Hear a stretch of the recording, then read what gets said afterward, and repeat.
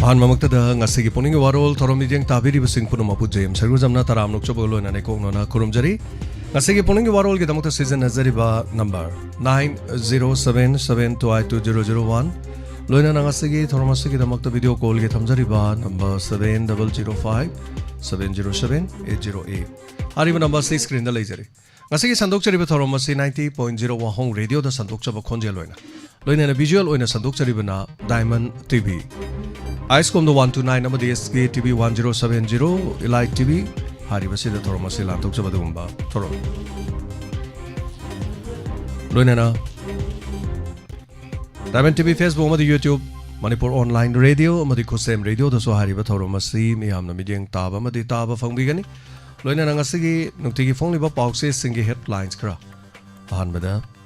okachari mapumoi ba paudi posparani laisram na ngasigi Sandok chekiba nukti gi phone ba pause pabagi thorom da yaukre ahan ba maktada sanale pakta gi lochage Myanmar da tholiba irang asina popi thaba sing maning tamna khre phaba tokre chahi amada Myanmar na heroin ton chamaga Yankai Mari Fawa Mapan Lebak Sing the Tadoki Haiba report Amasu phone. Kamal Babu Gilangla Langjin Kankidaba Numitra Humdoini Sukre, Lema Kong the army Lokton Anaba Kevinena. What if Logodabani Haiba Kamitina Fondrokli? Puningi Warolgi Toromda Nasi Adona. Adongi Puning the Fawi Wakalon, Fondo Pirakumatamda. Lema Kong the army Lokton of Kevinena. What if Logodabani Haiba Warol Sidadona Fondo Pibe Loina. December taragi khongchatta miya mahumna saruk yaminasi haiba luk mangana fongdorogli wafam asisu pongning gi warolda fongdok pining bale ba kamari leina bo wafam sing fongdok pining bale di wafam asida fongdok pibi agani su gimingda india lengana kuki singbo kangkhat pakodak ta lep kadabani haiba warola masu yaure loinana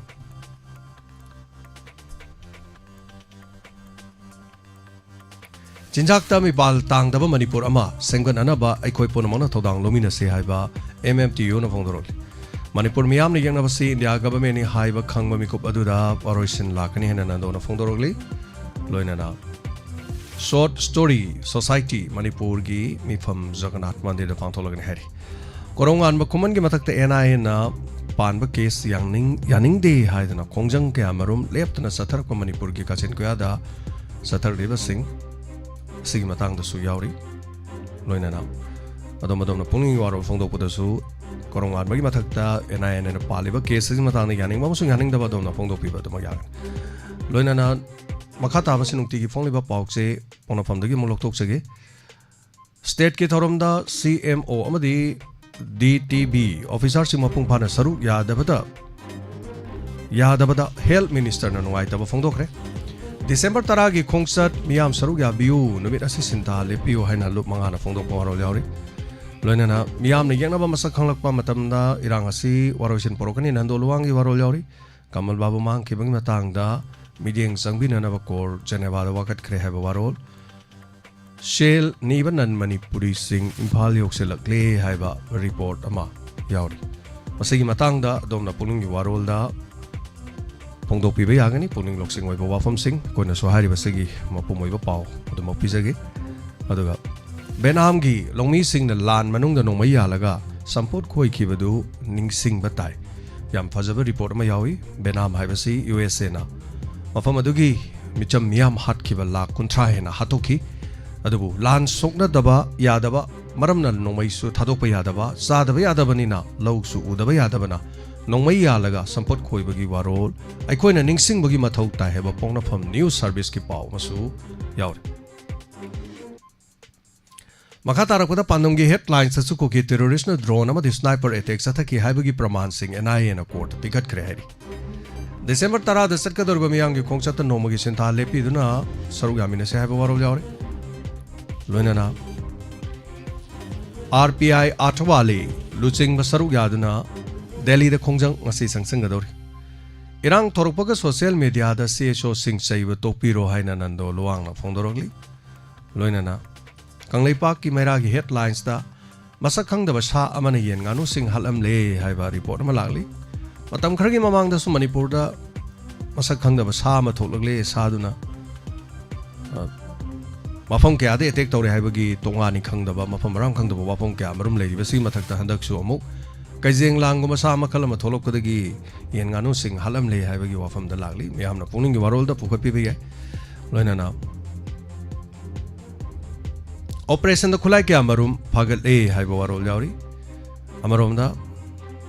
December 10 da sit ka doriba powari oi khawga doriba khongsat asde miyam puna saruk da view pratano phongdor Myanmar masa amadagi lupa crore ama hena phagale haiba wafam yauri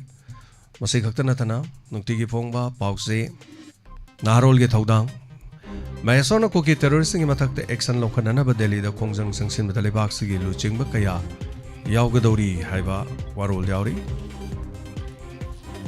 haribasi Union Cabinet na Manipur yauna leba asida Navodaya Vidyalaya kungam nipan mahang ba yabagi ayaba pikre hari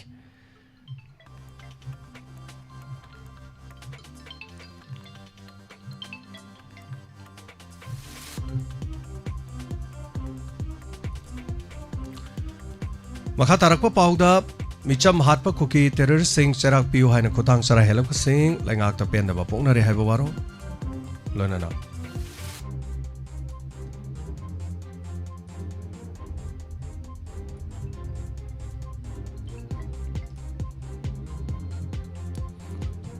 Tamelongi judicial case sing numit 15 Imphal da chalhanbiyo haiba warol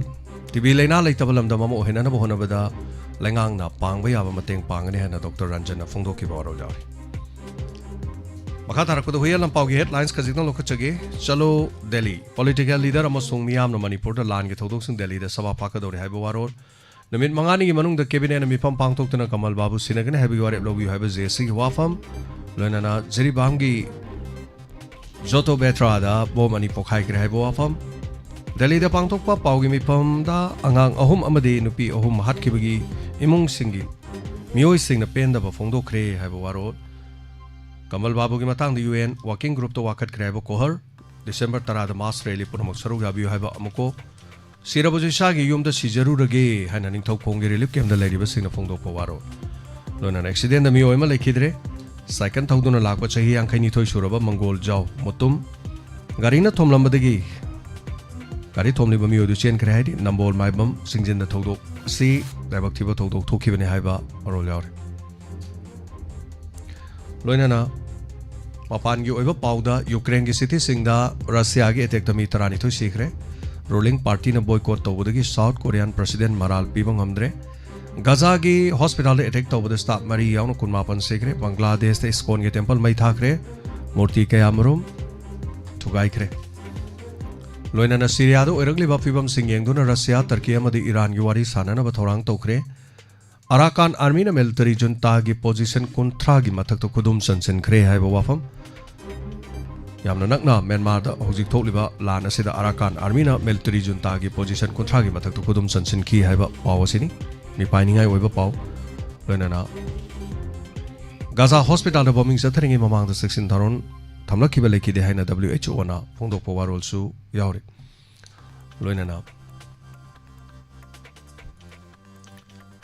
masagidi matang asida nukti gi phongli ba pau se sing gi lokthok chaba maroi ba pau tang solution jare masagi thorom asida lengsen birang liba punamak taram noksari Masigi han ko lok chage Hello Hello Hello Tabiro bro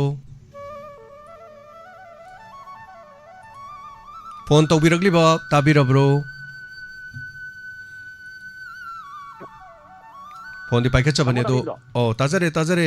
mengalai phanga mukta habisi Ay, urut tagi Robin neta mo. Oh. Tapi ukari habi ning. Jam nungai taba. Poma nung ju nungai taba ye. Eno zo hajara ge adoge. Internet ki matang jida mo hatan kuga ge ba internet se. Tang jida ko ge ma ge jio kyara na adoge phone to matam do ko. Ai ne pa je jio ne ba. Jio ji da phone jio kyara ta phone to matam da by government ada adugi wahai dugi mutung tabi Robin network sem nuai tamale khoi de dum tai Robin ta dra bro tai tai tam tara di makha dum sathabisi ada by government session haibasida mai wai du gi matung ina koina 5.15 mana tharaga pungjing ye chalaga mu marak sida kya ra koina ai tawragi yeng ta mako ada na kom jiwo adugi network tu gi punga duga by nadi tade makai pog da kano gi akaswani infan gi tade makai pog siduna mu kano gi network si smana internet si smai hang dokani na ta hang doi hai wa pham ju pan da ban mi yawe ba ko Robin nungtigi Robin kanom ta haizage net yadabagi adom na pau phang dabo erongani taren makai pau da haidra so social media da dum phang mani da nungtigi dum hairei da adam matam dugi haitare government gi order se dum thole hoi tam da ma aja hai ri ba posida aina ji kya bai diki to rei ba pung manga dagi manga ga minat 3 dagi hang dok ya thing majina tare ka minat 3 da to le hang dok hai Then ma trauma dagi mapan trauma da ma hang dokani haiba adumaina kano tawraga yam joking oi ba anu thabuk nate kanom ta haizage Robin kanom ta haizage Jio care da net thingbagi wari sanari ro Manipur gi net thingbagi matang da Jio care da Robin wari sanabiri ra haiba hoi aina nat an Jio care da ko adum akoi jaga ji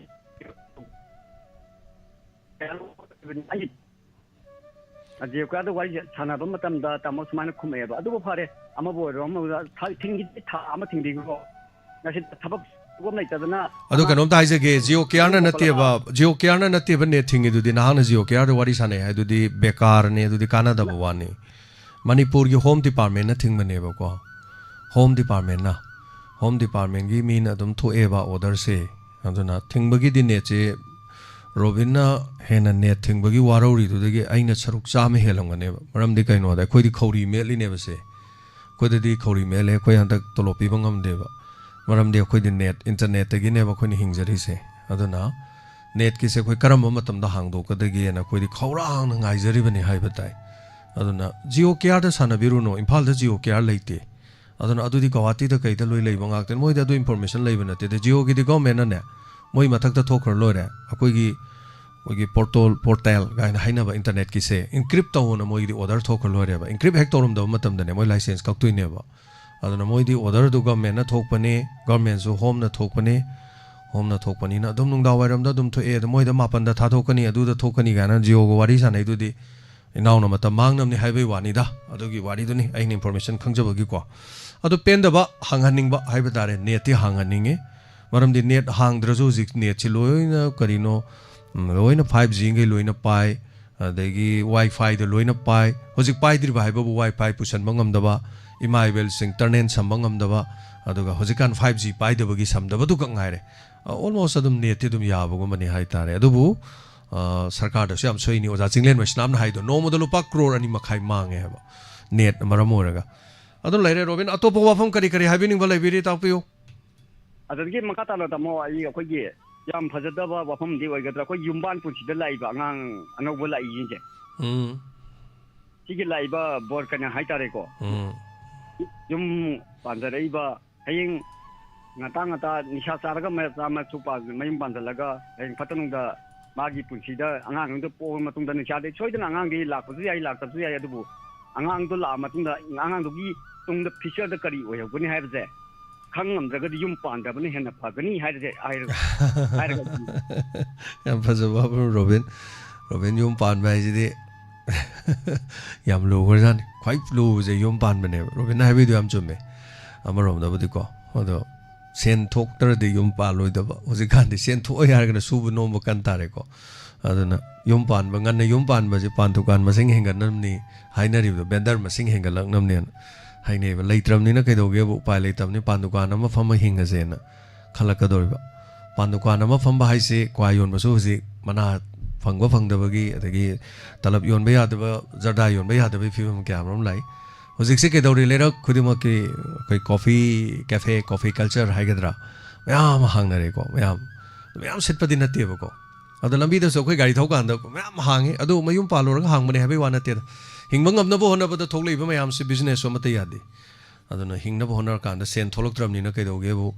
नुंसीबना मनाक्ता लेरिंगै मतमददी नोफे नोफे तौर लेरमबै वानी खलेदि cell दरकार ओइरेदना सेंदो लेरक्त्रदि नुंसीबगे माइथोंग येंगागा पोकपायर लेबदि यारक्ते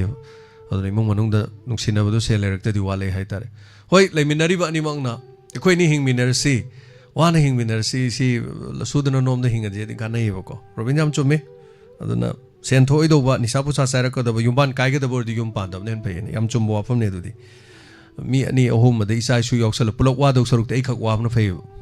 thank you robin थागचरी अदुना होजिकति Shubham नोंबम हायरदि Shubham नोंबम मरोमदा लेते अना हाइबसु याविको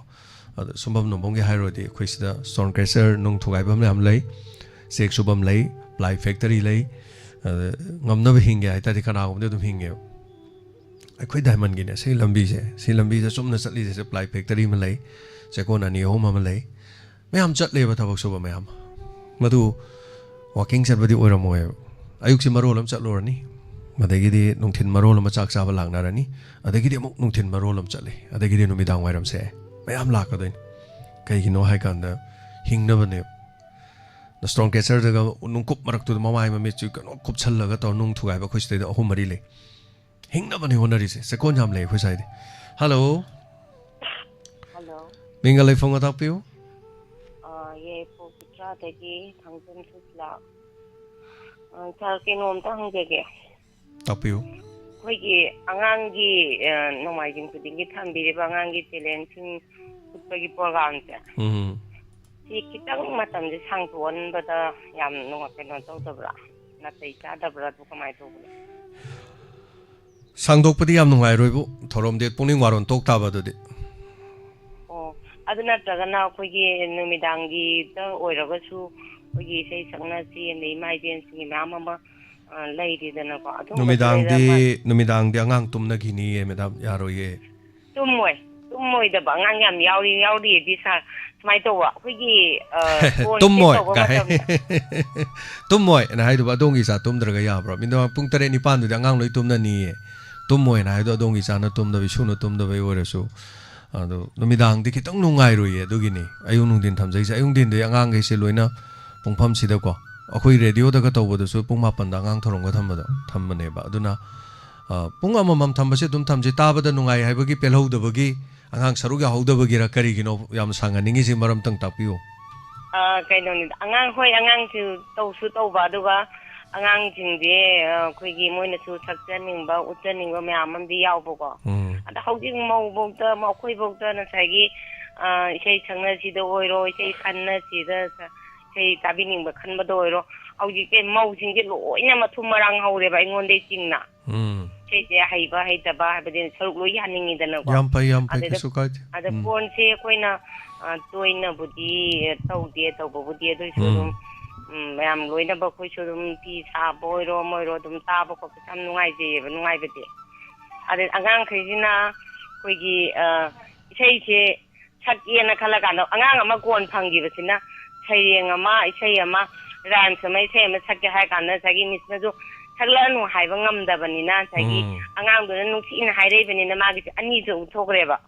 ꯁꯣꯝ ꯅꯥꯀꯟꯗꯗꯤ ꯑꯩꯈꯣꯏ ꯏꯆꯥꯈꯩꯁꯤꯅ ꯃꯣꯏꯗꯤ phone ꯐꯪꯉꯃꯤꯅ ꯑꯅꯤ ꯁꯛꯈ꯭ꯔꯦꯅ ꯇꯧꯔꯒ ꯄꯤꯡ ꯆꯣꯡꯉꯦꯕꯀꯣ ꯃꯣꯏꯁꯨ ꯎꯠꯅꯤꯡꯕꯤꯗꯣ ꯑꯗꯨꯃꯥꯏꯅ ꯇꯧꯋꯦ ꯑꯗꯨꯅ ꯑꯩꯈꯣꯏꯒꯤ ꯍꯞꯇꯥ ꯑꯃꯗ ꯑꯅꯤꯔꯛ ꯄꯤꯕꯁꯤꯕꯨꯗꯤ ꯍꯣꯏ ꯀꯩꯅꯣ ꯁ꯭ꯀꯨꯜ ꯆꯠꯅꯕꯒꯤ ꯑꯃꯒꯤꯕꯨꯗꯤ ꯂꯩꯔꯦ ꯑꯗ ꯅꯨꯃꯤꯗꯥꯡꯁꯤꯗꯩꯗ ꯄ꯭ꯔꯣꯒ꯭ꯔꯥꯝ ꯑꯃꯇꯪ ꯈꯤꯇꯪ ꯌꯩꯊꯣꯛ ꯌꯩꯁꯤꯟ ꯇꯧꯔꯒ ꯍꯥꯞꯄꯤꯕ ꯌꯥꯔꯒꯗꯤ ꯌꯥꯝ ꯅꯨꯡꯉꯥꯏꯅ ꯍꯥꯏꯒꯦ ꯇꯧꯕꯅꯤꯗ ꯑꯗꯨꯝ ꯇꯧꯁꯤꯗ ꯁꯨꯃꯥꯏꯅ ꯁꯨꯝ ꯑꯗꯨꯝ ꯁꯤꯗꯒꯤ ꯍꯦꯟꯗꯣꯛꯄ ꯑꯉꯥꯡꯁꯤꯡ ꯑꯩꯈꯣꯏꯅ ꯊꯑꯣꯏꯅ ꯑꯉꯥꯡꯁꯤꯡꯁꯤꯗ ꯁ꯭ꯇꯨꯗꯤꯑꯣꯗ ꯂꯥꯛꯄꯤꯌꯨ ꯍꯥꯏꯕ ꯌꯥꯔꯗꯤ ꯁ꯭ꯇꯨꯗꯤꯑꯣꯗꯁꯨ ꯍꯥꯏꯇꯥꯔꯦ ꯅꯣꯡꯃꯥꯏꯖꯤꯡꯒꯨꯝꯕꯗ ꯔꯦꯀꯣꯔꯠ ꯇꯧꯍꯧꯔ ꯊꯝꯍꯧꯔꯒ ꯑꯇꯣꯞꯄ ꯍꯟꯗꯛꯀꯤ ꯔꯦꯀꯣꯔꯠ ꯇꯧꯕꯗꯨꯅ ꯃꯊꯪ ꯅꯣꯡꯃꯥꯏꯖꯤꯡ ꯊꯥꯕ ꯑꯗꯨꯝ ꯌꯥꯏ ꯑꯗꯨꯝ ꯇꯧꯁꯤꯗ ꯈꯖꯤꯛ ꯈꯖꯤꯛ ꯑꯗꯨꯝ ꯇꯧꯕꯁꯤꯒꯤ ꯐꯖꯕꯁꯨ ꯂꯩꯌꯦ ꯑꯗꯣ ꯑꯉꯥꯡꯁꯤꯡꯗ ꯀꯔꯤ ꯍꯥꯏꯅꯤ ꯄꯦꯟꯅꯕ ꯀꯥ ꯍꯦꯟꯅ ꯍꯥꯏꯇꯥꯔꯦꯀꯣ ꯁꯤꯒꯤ ꯃꯒꯨꯟꯁꯦ ꯑꯗꯨꯝꯁꯨ ꯁꯤꯅꯁꯨ ꯑꯗꯨꯝ ꯂꯩꯔꯛꯀꯗꯣꯏꯅꯦꯕ ꯉꯥꯔꯦꯟ ꯍꯥꯏꯁꯦ ꯇꯦꯡꯀꯣꯡꯈꯛ ꯆꯥꯔ ꯍꯥꯎꯏꯗꯅ ꯈꯥꯡ ꯑꯃ ꯆꯥꯔꯗꯤ ꯍꯥꯎꯇꯦꯕ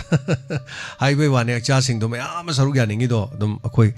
ꯑꯗꯨꯝ ꯁꯤꯟꯖꯔꯛꯀꯦ ꯈꯔ ꯂꯩꯔꯒꯗꯤꯀꯣ ꯃꯊꯪ ꯐꯪꯈꯤꯕꯅ ꯑꯃꯨꯛ खरा लेप खोटपसु दुम तौरपगी तौजरके अदुगा सुम अदुगा नोमाइजिंगी अमुक अयुक्त तौरगा नुमिदांग अनि तौसन बाय बदुदि चैनल अमतनसु तौनदे मदुइ थबकतो कोइना हौदोबदा khitang nungai da bu man de adu bu yengse me dam thaga chari thank you suggestion torok pa ngang sing yam honing bagi adu ga khoi ama su sinjara ke no majin numita do madongi icha sing purga lak piu haibada yara di ko adu me dam na le biri ba mafam do dai du dei angang tara le re di otom da hapchal ga ko pur lak piu angang sing du sei sakira jogoi sagira kese dance to gira dum tau chano ba maram di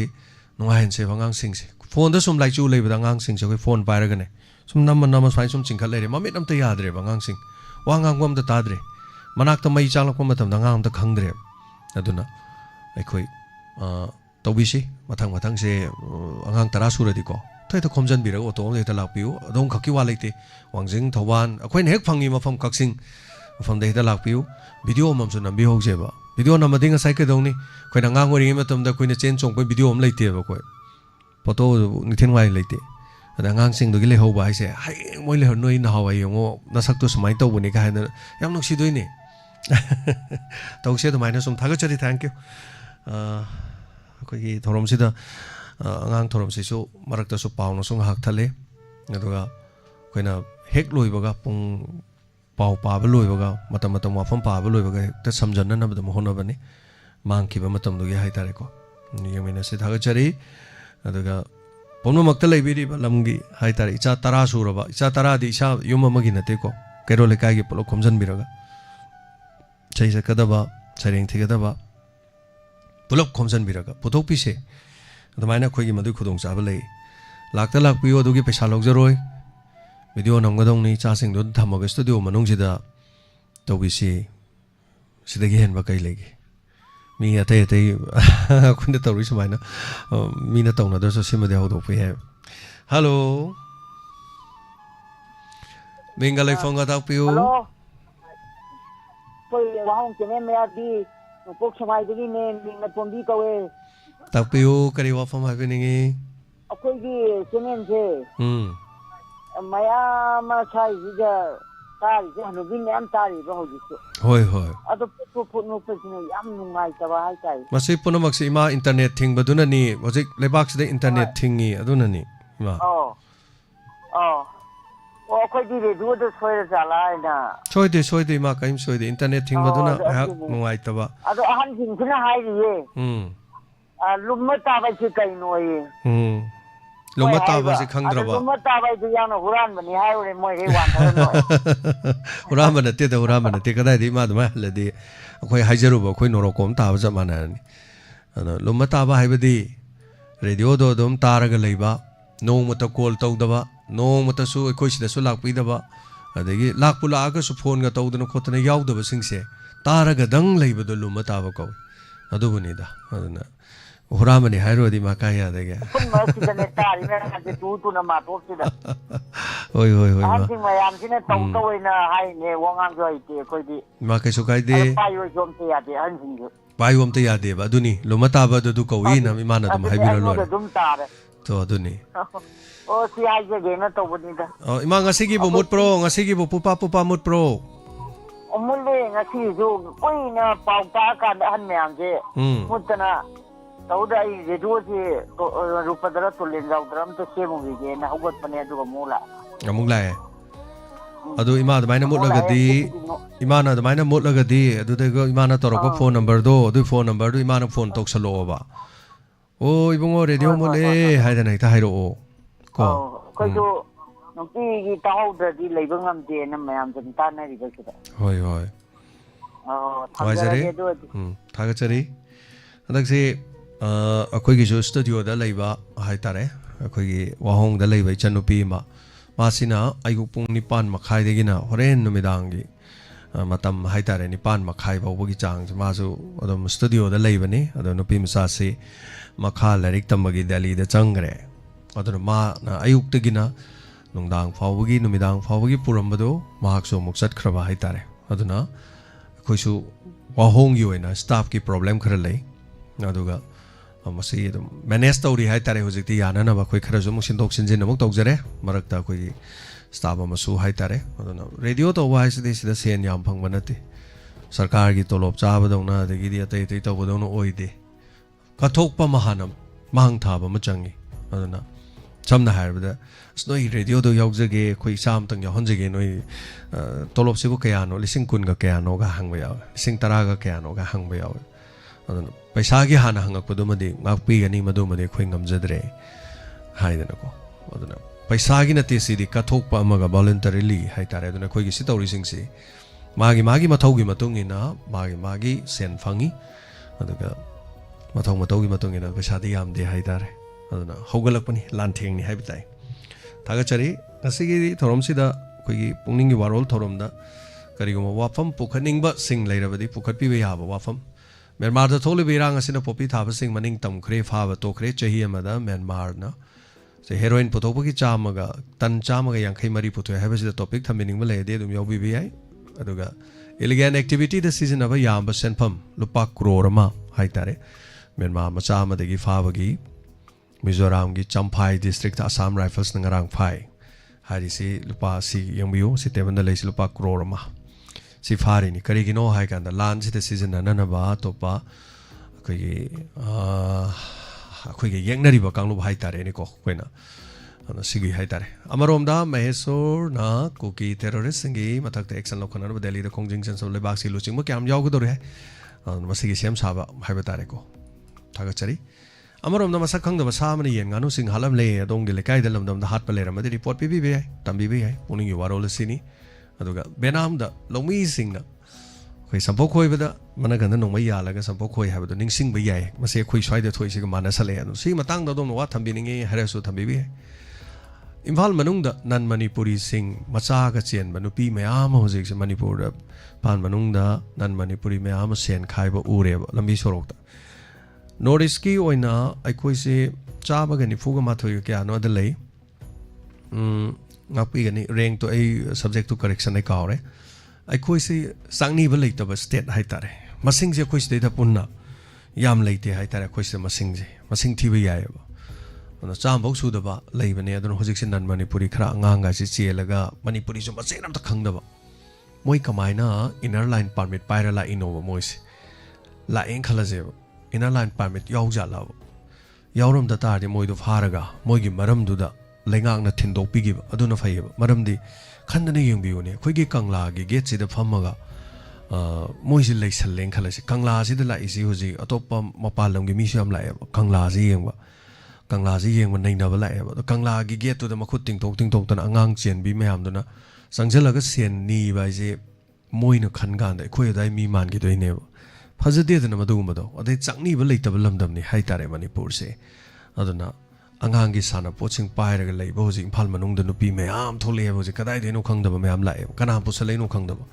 aduna mai te lon so ma chen khang de mo ji masi issue mo ore hai tare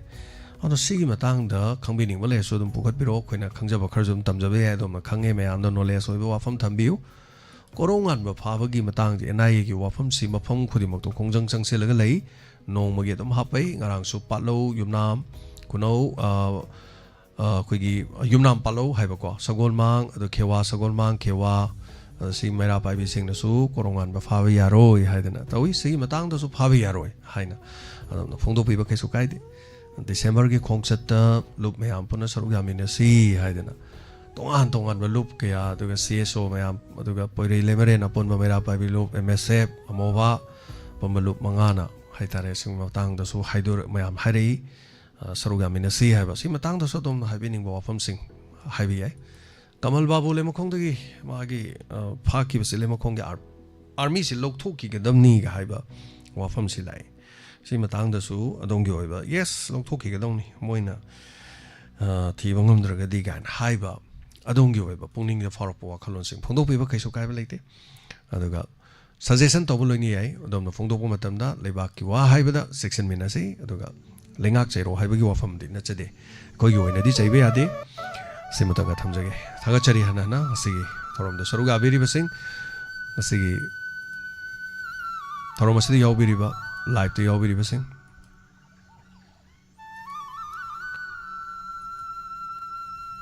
hana na thaga chari mioi chahung ga yang khai live to le beri ba sing thaga chari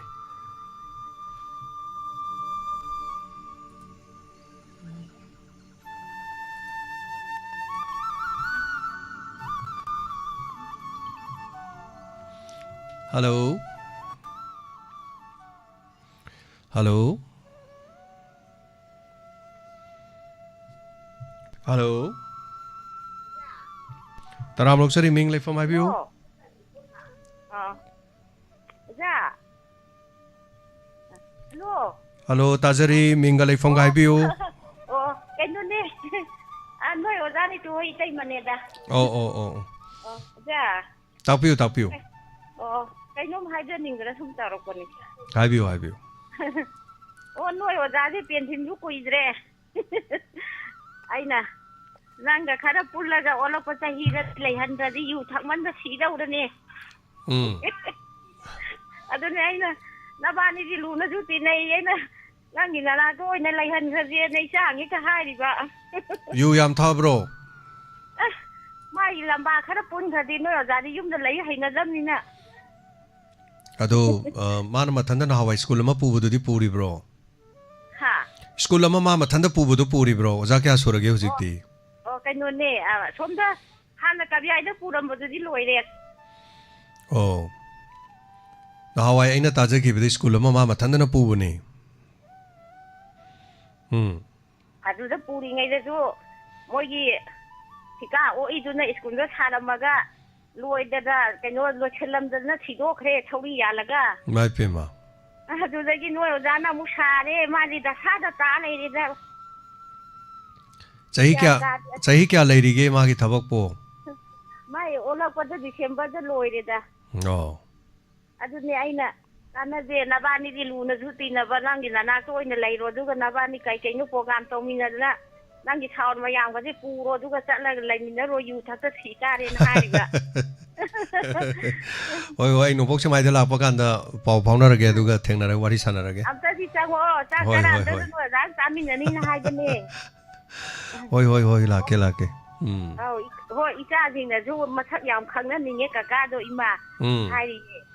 Hoi moi pi ngai da I la ga no mai hing le ma du di. Moi di akhoi ju moi jom ta ya ta hau da mi na ima yam ni nge yam ni nge yam ta di. Hoi ka ra sa mi na de noi gi yung gi angang nu bi sing roi pu bi ro noi sam nu pi ka ring do ta ro nong ta sa salam ta loi na pura di radio mol adi ka mai tau doi ba.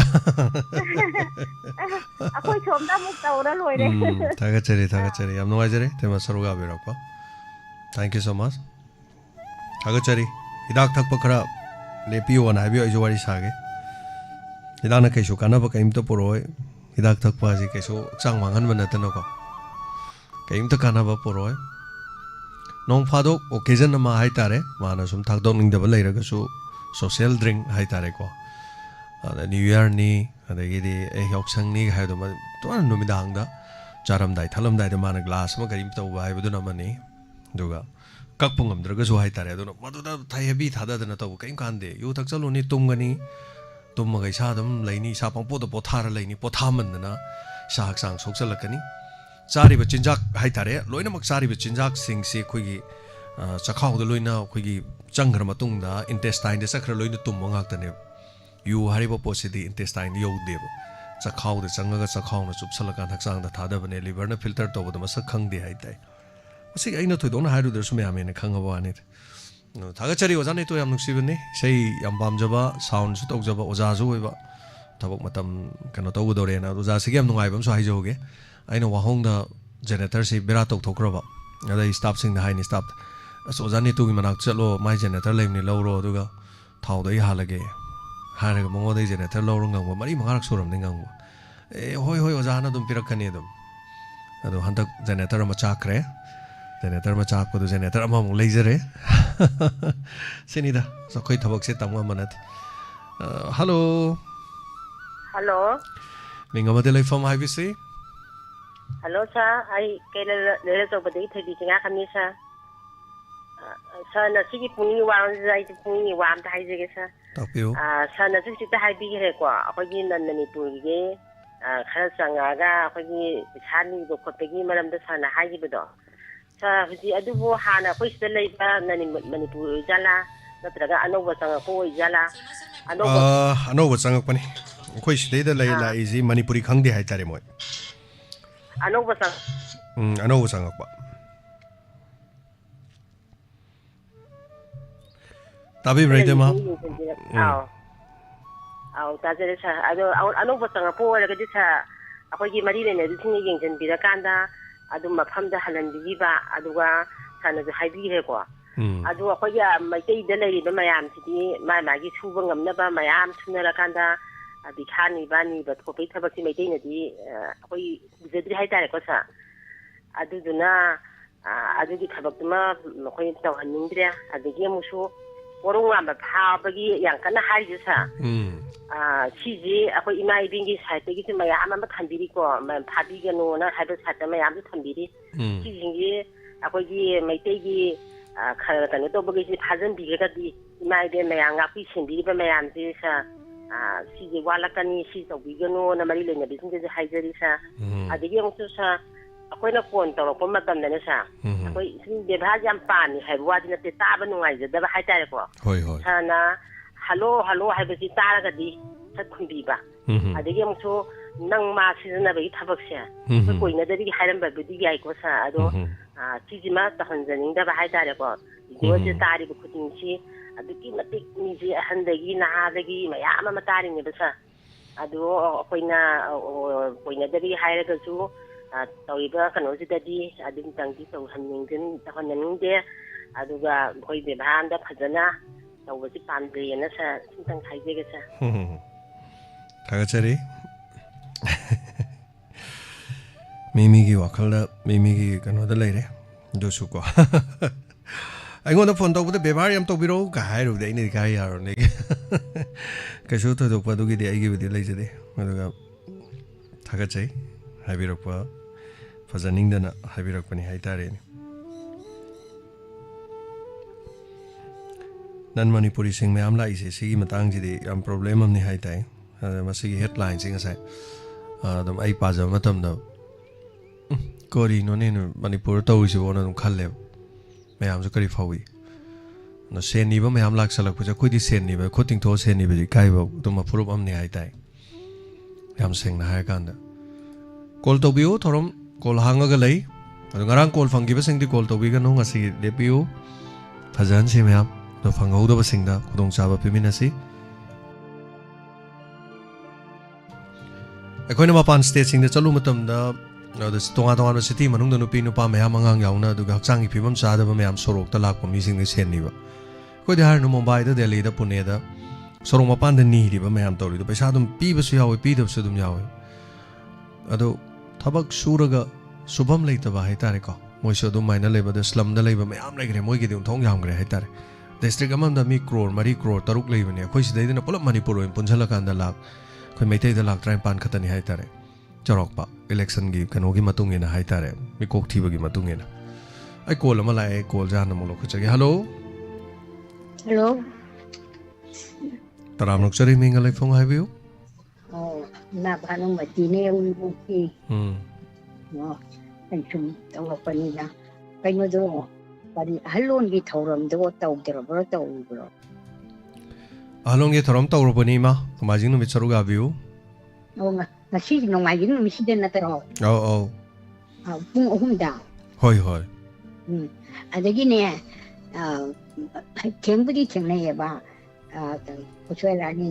Liponi program do aduna pun kaya da kaya pa no taw karam bagi program hai ba ima taw piu kari hai ba Liponi program hai do aduna pun kaya da taw live phone program hai ba ma adu di adum taw bane pung adu ba leite ma pung ohum dagi so adum taw re pung tare te gi so adum tawi magi tôi nó bị đường tay để phun lấy cái là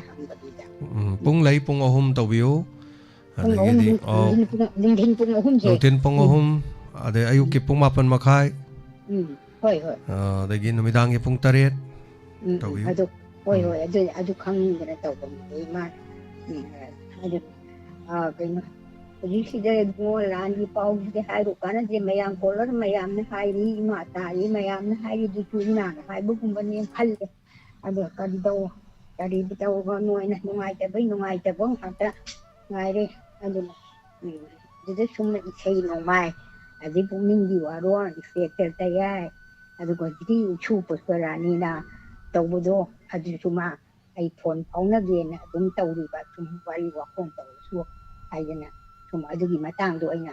ꯏꯃꯥꯅ ꯍꯪꯉꯛꯄꯅꯤꯗ ꯑꯗꯣ ꯀꯩꯅꯣꯗꯨꯒꯤ ꯄꯥꯎꯗꯤ ꯇꯥꯗ꯭ꯔꯤꯀꯣ ꯀꯃꯜ ꯕꯥꯕꯨ ꯍꯥꯏꯕ ꯅꯠꯇ꯭ꯔꯥ ꯀꯩꯅꯣꯗꯒꯤꯗꯤ ꯑꯗꯨꯒꯤ ꯄꯥꯎꯗꯨ ꯉꯁꯤ 12ꯅꯤ ꯁꯨꯔꯦ ꯍꯥꯏ ꯑꯗꯨ ꯄꯥꯎꯁꯨ ꯐꯪꯗ꯭ꯔꯤꯅꯦꯀꯣ ꯍꯣꯏ ꯃꯥ ꯐꯪꯗ꯭ꯔꯤ ꯌꯥꯝ ꯅꯨꯡꯉꯥꯏꯇꯦꯕ ꯀꯔꯝꯅꯕꯨ ꯂꯩꯔꯝꯗꯣꯏꯅꯣ ꯑꯗꯨꯕꯨ ꯊꯥꯖꯔꯛꯇ꯭ꯔꯕꯅꯤ ꯇꯧꯔꯤꯁꯦ ꯋꯥꯗꯕꯗꯤ ꯉꯝꯗꯦ ꯏꯃꯨꯡ ꯃꯅꯨꯡ ꯃꯇꯨ ꯃꯆꯥ ꯃꯃꯥ ꯃꯄꯥ ꯂꯩꯍꯧꯔꯤꯗꯨꯅ ꯀꯔꯤꯅꯣ ꯑꯣꯏꯔꯝꯗꯣꯏꯁꯦ ꯈꯜꯂꯨꯕꯗꯅꯦ ꯑꯗꯨꯒꯨꯝꯕꯁꯨ ꯁꯨꯝ ꯇꯧꯔꯒ ꯊꯃꯣꯏꯁꯦ ꯅꯨꯡꯉꯥꯏꯇꯕꯗꯣ ꯑꯗꯩ ꯉꯥꯏꯍꯥꯛ ꯉꯥꯏꯍꯥꯛ ꯋꯥꯔꯤ ꯋꯥꯇꯥꯏꯒꯨꯝꯕ ꯏꯁꯩ ꯅꯣꯡꯃꯥꯏꯒꯨꯝꯕꯗ ꯉꯥꯏꯍꯥꯛ ꯉꯥꯏꯍꯥꯛ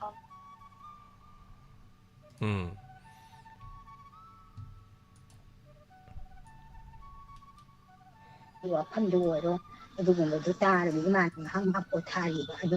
ꯑꯗꯨꯅꯤꯗ ꯑꯗꯨꯒꯤ ꯃꯇꯝꯗꯤ ꯏꯃꯥꯅ ꯍꯪꯉꯛꯄꯒꯤ ꯋꯥꯅꯤ ꯏꯆꯥ ꯍꯛꯆꯥꯡꯗꯤ ꯀꯩꯁꯨ ꯊꯣꯏꯗꯣꯛꯄ ꯇꯧꯗꯦꯗꯅ ꯍꯣꯏ ꯇꯧꯗꯦ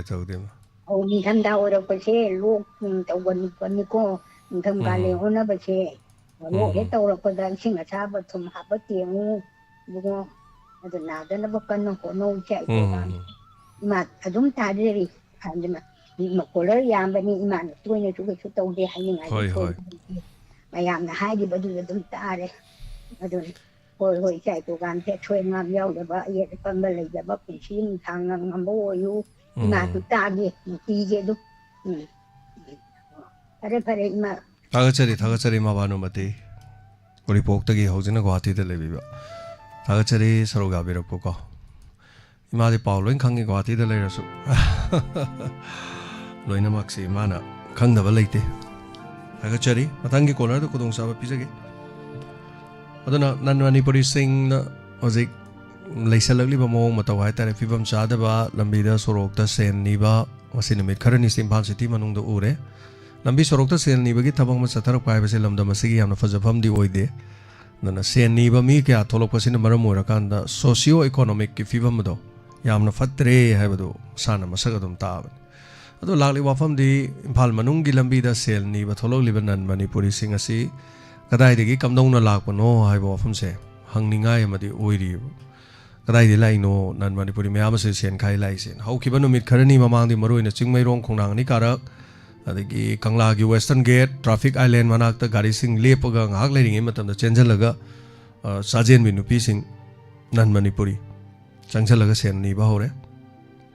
ꯅꯟ ꯃꯅꯤꯄꯨꯔꯤ ꯅꯨꯄꯥ ꯑꯃꯁꯨ ꯑꯉꯥꯡꯒꯤ ꯁꯥꯟꯅꯄꯣꯠ ꯃꯌꯥम ꯄꯥꯏꯔꯒ ꯃꯐꯝꯗꯨꯗ ꯒꯥꯔꯤ ꯈꯥꯝꯃꯤꯉꯩꯗ ꯆꯪꯁꯤꯜꯂꯒ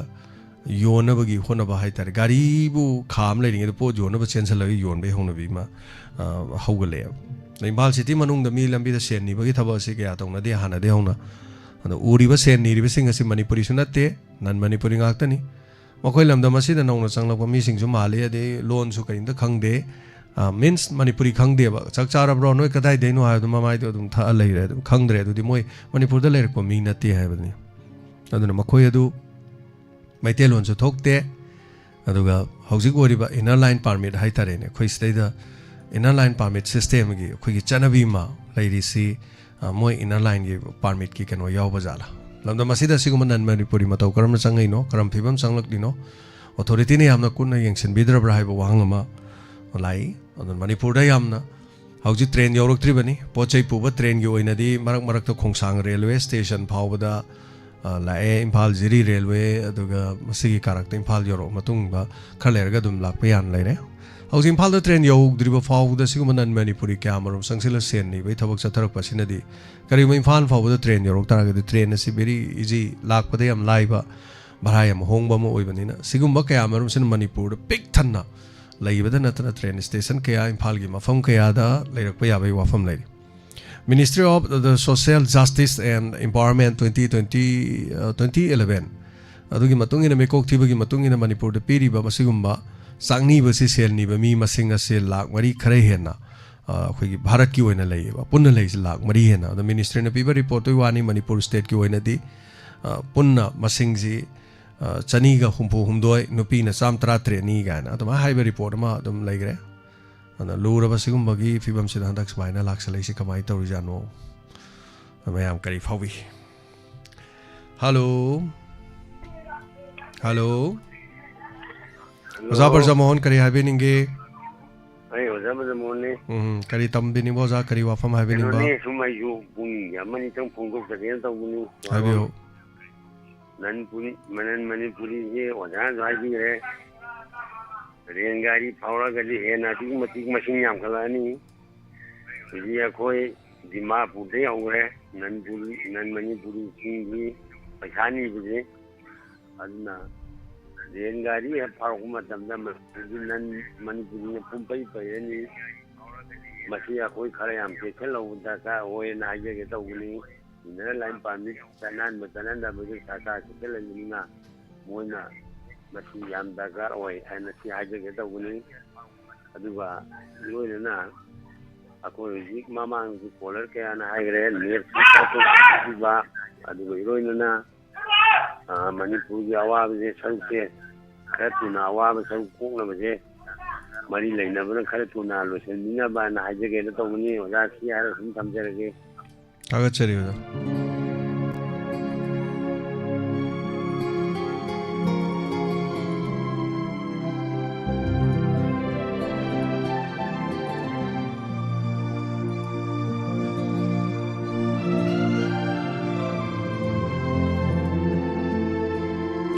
Sarugabiyo Fungdopiyo Toromasida Sige Tamjariba topic sing si manung daso dom na dom tambibe yagani Wapam sing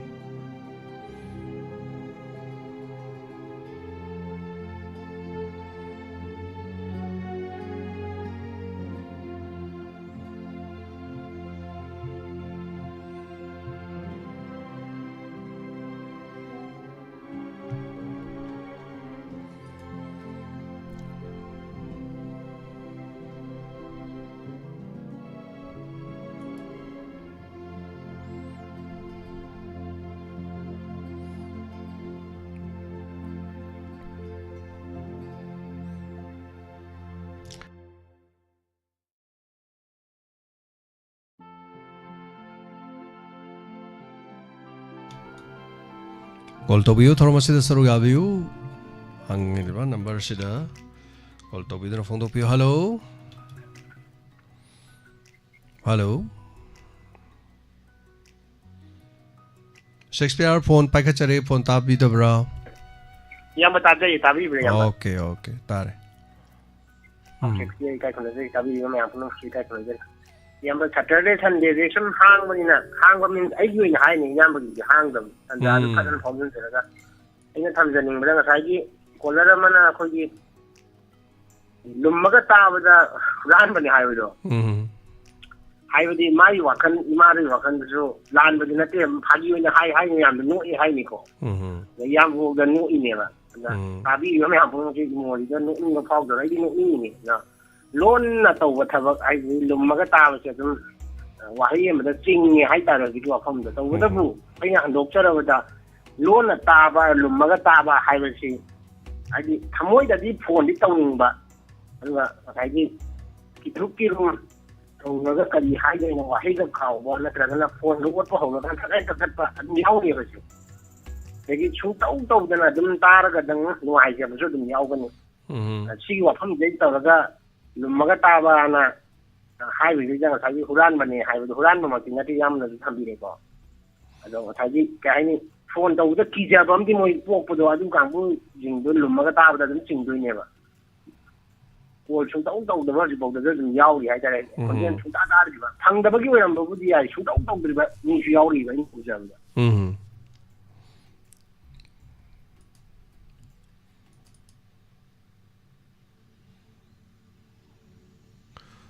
Shakespeare tabi ri bro Tagari yam tabi bro tumina lagi bo dong taw reina habiyo Ani shuba ai thamjar ba point da sai di akon bagi point kari arang ba jengol di luching purel enayan na action lokal kwa do sidi yam na jo mamang na thambi re dum lokal tom thok bu ne ba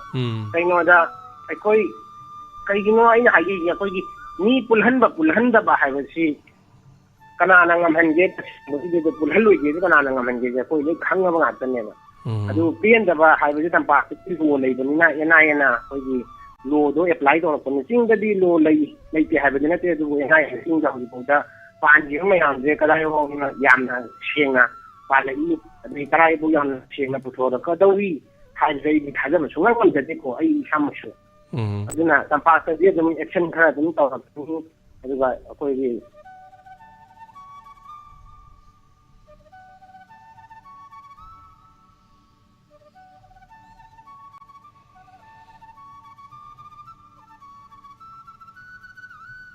ꯀꯃꯜ ꯕꯥꯕꯨ ꯃꯥꯡꯈꯤꯕꯩꯁꯨ ꯏꯌꯥꯝꯕꯀꯣ ꯃꯁꯤꯗꯤ ꯃꯥꯡꯒꯤ ꯌꯥꯎꯅ ꯃꯥꯡꯍꯟꯕꯅꯦꯕ ꯑꯩꯁꯤꯗ ꯑꯗꯨꯝ example ꯄꯤꯖꯔꯛꯀꯦ ꯑꯩꯈꯣꯏꯒꯤ ꯃꯥ ꯃꯆꯥ ꯁꯨꯄꯔꯚꯥꯏꯖꯔꯅꯤ ꯍꯥꯏꯔꯦꯀꯣ ꯊꯕꯛ ꯄꯥꯟꯅꯕ supervisor ꯊꯕꯛ ꯁꯨꯕ ꯃꯤꯗꯤ ꯅꯠꯇꯦꯕ ꯊꯕꯛ ꯁꯨꯔꯤꯕ ꯃꯌꯥꯝꯗꯣ ꯄꯥꯟꯅꯔꯒ ꯁꯦꯟ ꯊꯨꯝꯒꯤ ꯂꯝꯗ ꯄꯥꯟꯅꯕ ꯍꯥꯏꯇꯥꯔꯦ ꯑꯗꯣ ꯃꯥꯒꯤ ꯑꯩ ꯀꯔꯤꯝ ꯈꯪꯖꯗꯦ ꯎꯖꯗꯦ ꯁꯨꯝ ꯀꯩ ꯍꯥꯏꯅꯤ ꯁꯦꯟ ꯊꯨꯝ ꯈꯔ ꯃꯉꯣꯟꯗ ꯃꯥꯒꯤ ꯑꯣꯏꯅ ꯂꯧꯒꯗꯕ ꯑꯥꯔꯃꯤꯗꯒꯤ ꯂꯩꯔꯦꯕ ꯃꯥꯒꯤ ꯇꯣꯉꯥꯟꯅ ꯊꯕꯛ ꯁꯨꯔꯤꯗꯨꯒꯤ ꯍꯥꯏꯇꯥꯔꯦ ꯑꯗꯨ ꯃꯇꯝ ꯆꯥꯅ ꯄꯤꯊꯣꯛꯑꯝꯃꯣꯏꯕ ꯁꯨꯡꯄꯤ ꯄꯤꯊꯣꯛꯑꯝꯃꯣꯏ ꯁ꯭ꯋꯥꯏꯗꯁꯨ ꯄꯤꯊꯣꯛꯇꯦꯕ ꯑꯗꯨꯒ ꯊꯕꯛꯅ ꯁꯨꯝ ꯁꯨꯍꯟꯕ ꯑꯗꯨꯃꯥꯏꯅ ꯇꯧꯔꯒ ꯃꯥꯟꯅꯔꯒ ꯀꯨꯀꯤꯗ ꯇꯥꯏꯅꯕ ꯌꯥꯅꯕ ꯑꯣꯏꯔꯕ꯭ꯔꯥ ꯑꯗꯩ ꯀꯨꯀꯤꯅ ꯐꯥꯕꯗꯤ ꯐꯥꯔꯕꯅꯤꯀꯣ ꯅꯁꯦ ꯀꯨꯀꯤꯅ ꯀꯩꯒꯤꯅꯣꯗ ꯀꯨꯀꯤꯅ ꯑꯩꯈꯣꯏ ꯀꯃꯜ ꯕꯥꯕꯨ ꯐꯥꯗꯦ ꯑꯩꯈꯣꯏꯒ ꯃꯔꯤ ꯂꯩꯅꯗꯦ ꯑꯥꯔꯃꯤꯅ ꯇꯧꯕ ꯊꯕꯛꯅꯤ ꯃꯗꯨ ꯍꯥꯏꯕꯗꯣ ꯉꯁꯤꯐꯥꯎꯗ ꯁꯦꯡꯗꯣꯔꯛꯄꯁꯨ ꯂꯩꯇꯦ ꯁꯦꯡꯁꯨ ꯁꯦꯡꯗꯣꯔꯛꯑꯣꯏꯕ ꯑꯗꯨꯅ ꯈꯤꯖꯟꯅꯔꯤꯕ ꯉꯥꯛꯇꯅꯦ ꯑꯗꯨꯒ ꯀꯃꯜ ꯕꯥꯕꯨꯗꯤ ꯅꯍꯥꯟꯅ ꯑꯩꯒꯤ ꯑꯣꯏꯕ ꯃꯣꯠꯇꯗꯤ ꯇꯥꯔꯤꯛ ꯍꯦꯛ ꯐꯥꯕꯒ ꯅꯤꯅꯤ ꯍꯨꯝꯅꯤ ꯁꯨꯕꯒꯤꯗꯩꯗ ꯑꯗꯨꯝ ꯂꯣꯏꯁꯤꯟꯈ꯭ꯔꯕ ꯉꯥꯛꯇꯅꯤꯗ ꯑꯥꯔꯃꯤ ꯃꯅꯨꯡꯗꯁꯨ ꯂꯣꯏꯁꯤꯟꯕ ꯑꯣꯏꯗꯣꯏꯅꯤꯗꯣ ꯁꯤ ꯉꯥꯏꯍꯥꯛ ꯊꯝꯖꯒꯦ ꯊꯥꯒꯠꯆꯔꯤ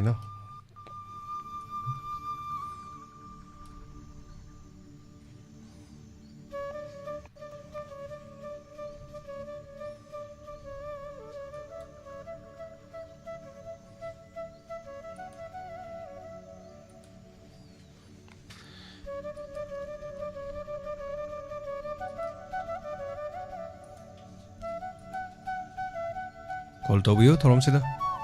ꯉꯔꯥꯡ ꯏꯆꯦ ꯑꯩꯈꯣꯏꯒꯤ ꯏꯆꯦ ꯈꯨꯟꯖꯔꯥꯅꯤ ꯂꯣꯏꯅꯅ ꯑꯩꯈꯣꯏꯒꯤ ꯃꯦꯗꯥꯝ ꯅꯟꯗꯤꯅꯤ ꯁ꯭ꯇꯨꯗꯤꯑꯣꯗ ꯂꯥꯛꯄꯤꯕ ꯑꯣꯂꯦꯟꯒꯤ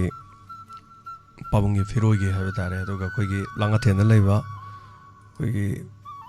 JM nursery farm house Langathel ꯑꯩꯈꯣꯏꯒꯤ ꯃꯐꯝ ꯑꯁꯤꯗ ꯇꯣꯉꯥꯟ ꯇꯣꯉꯥꯟꯕ ꯍꯩ ꯔꯥ ꯃꯌꯥꯝ ꯑꯃ ꯑꯣꯏꯅ ꯀꯣꯝꯂꯥ ꯌꯥꯝ ꯐꯖꯅ ꯍꯧꯕ ꯐꯥꯔꯝ ꯇꯧꯕꯤꯔꯤꯕ ꯍꯥꯏꯕ ꯇꯥꯔꯦ ꯏꯅꯥꯎꯒꯤ ꯃꯥꯏ ꯐꯥꯔꯝꯗꯨꯗꯁꯨ ꯏꯆꯦꯒ ꯃꯦꯗꯥꯝ ꯃꯈꯣꯏ ꯃꯌꯥꯝ ꯆꯠꯈꯤꯕꯒꯤ ꯈꯣꯡꯆꯠ ꯍꯥꯏꯇꯥꯔꯦ ꯀꯣꯜ ꯉꯥꯏꯕ ꯑꯣꯏꯅ ꯚꯤꯗꯤꯑꯣ ꯃꯇꯦꯛ ꯑꯃ ꯌꯦꯡꯃꯤꯟꯅꯁꯤ ꯑꯗꯨꯒ ꯃꯐꯝ ꯑꯁꯤꯗ ꯃꯌꯥꯝ ꯀꯣꯝꯂꯥ ꯄꯥꯝꯕ ꯂꯩꯔꯒꯗꯤ ꯑꯩꯈꯣꯏ ꯁꯤꯗꯒ ꯀꯣꯝꯂꯥ ꯐꯖ ꯐꯖꯕ ꯍꯧꯔꯤꯁꯦ ꯁꯨꯃꯥꯏꯅ ꯃꯣꯏꯒꯤ ꯃꯐꯝ ꯑꯁꯤꯗꯁꯨ ꯍꯧꯏ ꯃꯌꯥꯝꯅ ꯌꯨꯝꯗ ꯗꯦꯀꯣꯔꯦꯁꯟ ꯑꯣꯏꯅ ꯊꯥꯕꯤꯅꯤꯡꯕ ꯂꯩꯔꯁꯨ ꯍꯩ ꯂꯩ ꯄꯥꯝꯕꯁꯤꯡ ꯍꯥꯏꯇꯥꯔꯦ ꯇꯣꯉꯥꯟ ꯇꯣꯉꯥꯟꯕ ꯍꯦꯡꯒꯤꯡ ꯄ꯭ꯂꯥꯟꯠꯁꯤꯡ ꯃꯌꯥꯝ ꯂꯩꯔꯦ ꯍꯦꯡꯒꯤꯡ ꯐ꯭ꯂꯥꯋꯔ ꯀꯩꯅꯣꯁꯤꯡ ꯂꯩꯔꯤꯁꯤꯡꯁꯦ ꯑꯗ ꯃꯐꯝ ꯑꯁꯤꯗ ꯃꯅꯥ ꯃꯁꯤꯡ ꯑꯩꯈꯣꯏꯒꯤ ꯍꯩ ꯔꯥꯁꯤꯡ ꯍꯥꯏꯇꯥꯔꯦ ꯃꯔꯨꯑꯣꯏꯅ ꯂꯩ ꯍꯩ ꯔꯥꯁꯤꯡ ꯌꯥꯝ ꯃꯔꯥꯡ ꯀꯥꯏꯅ ꯂꯩ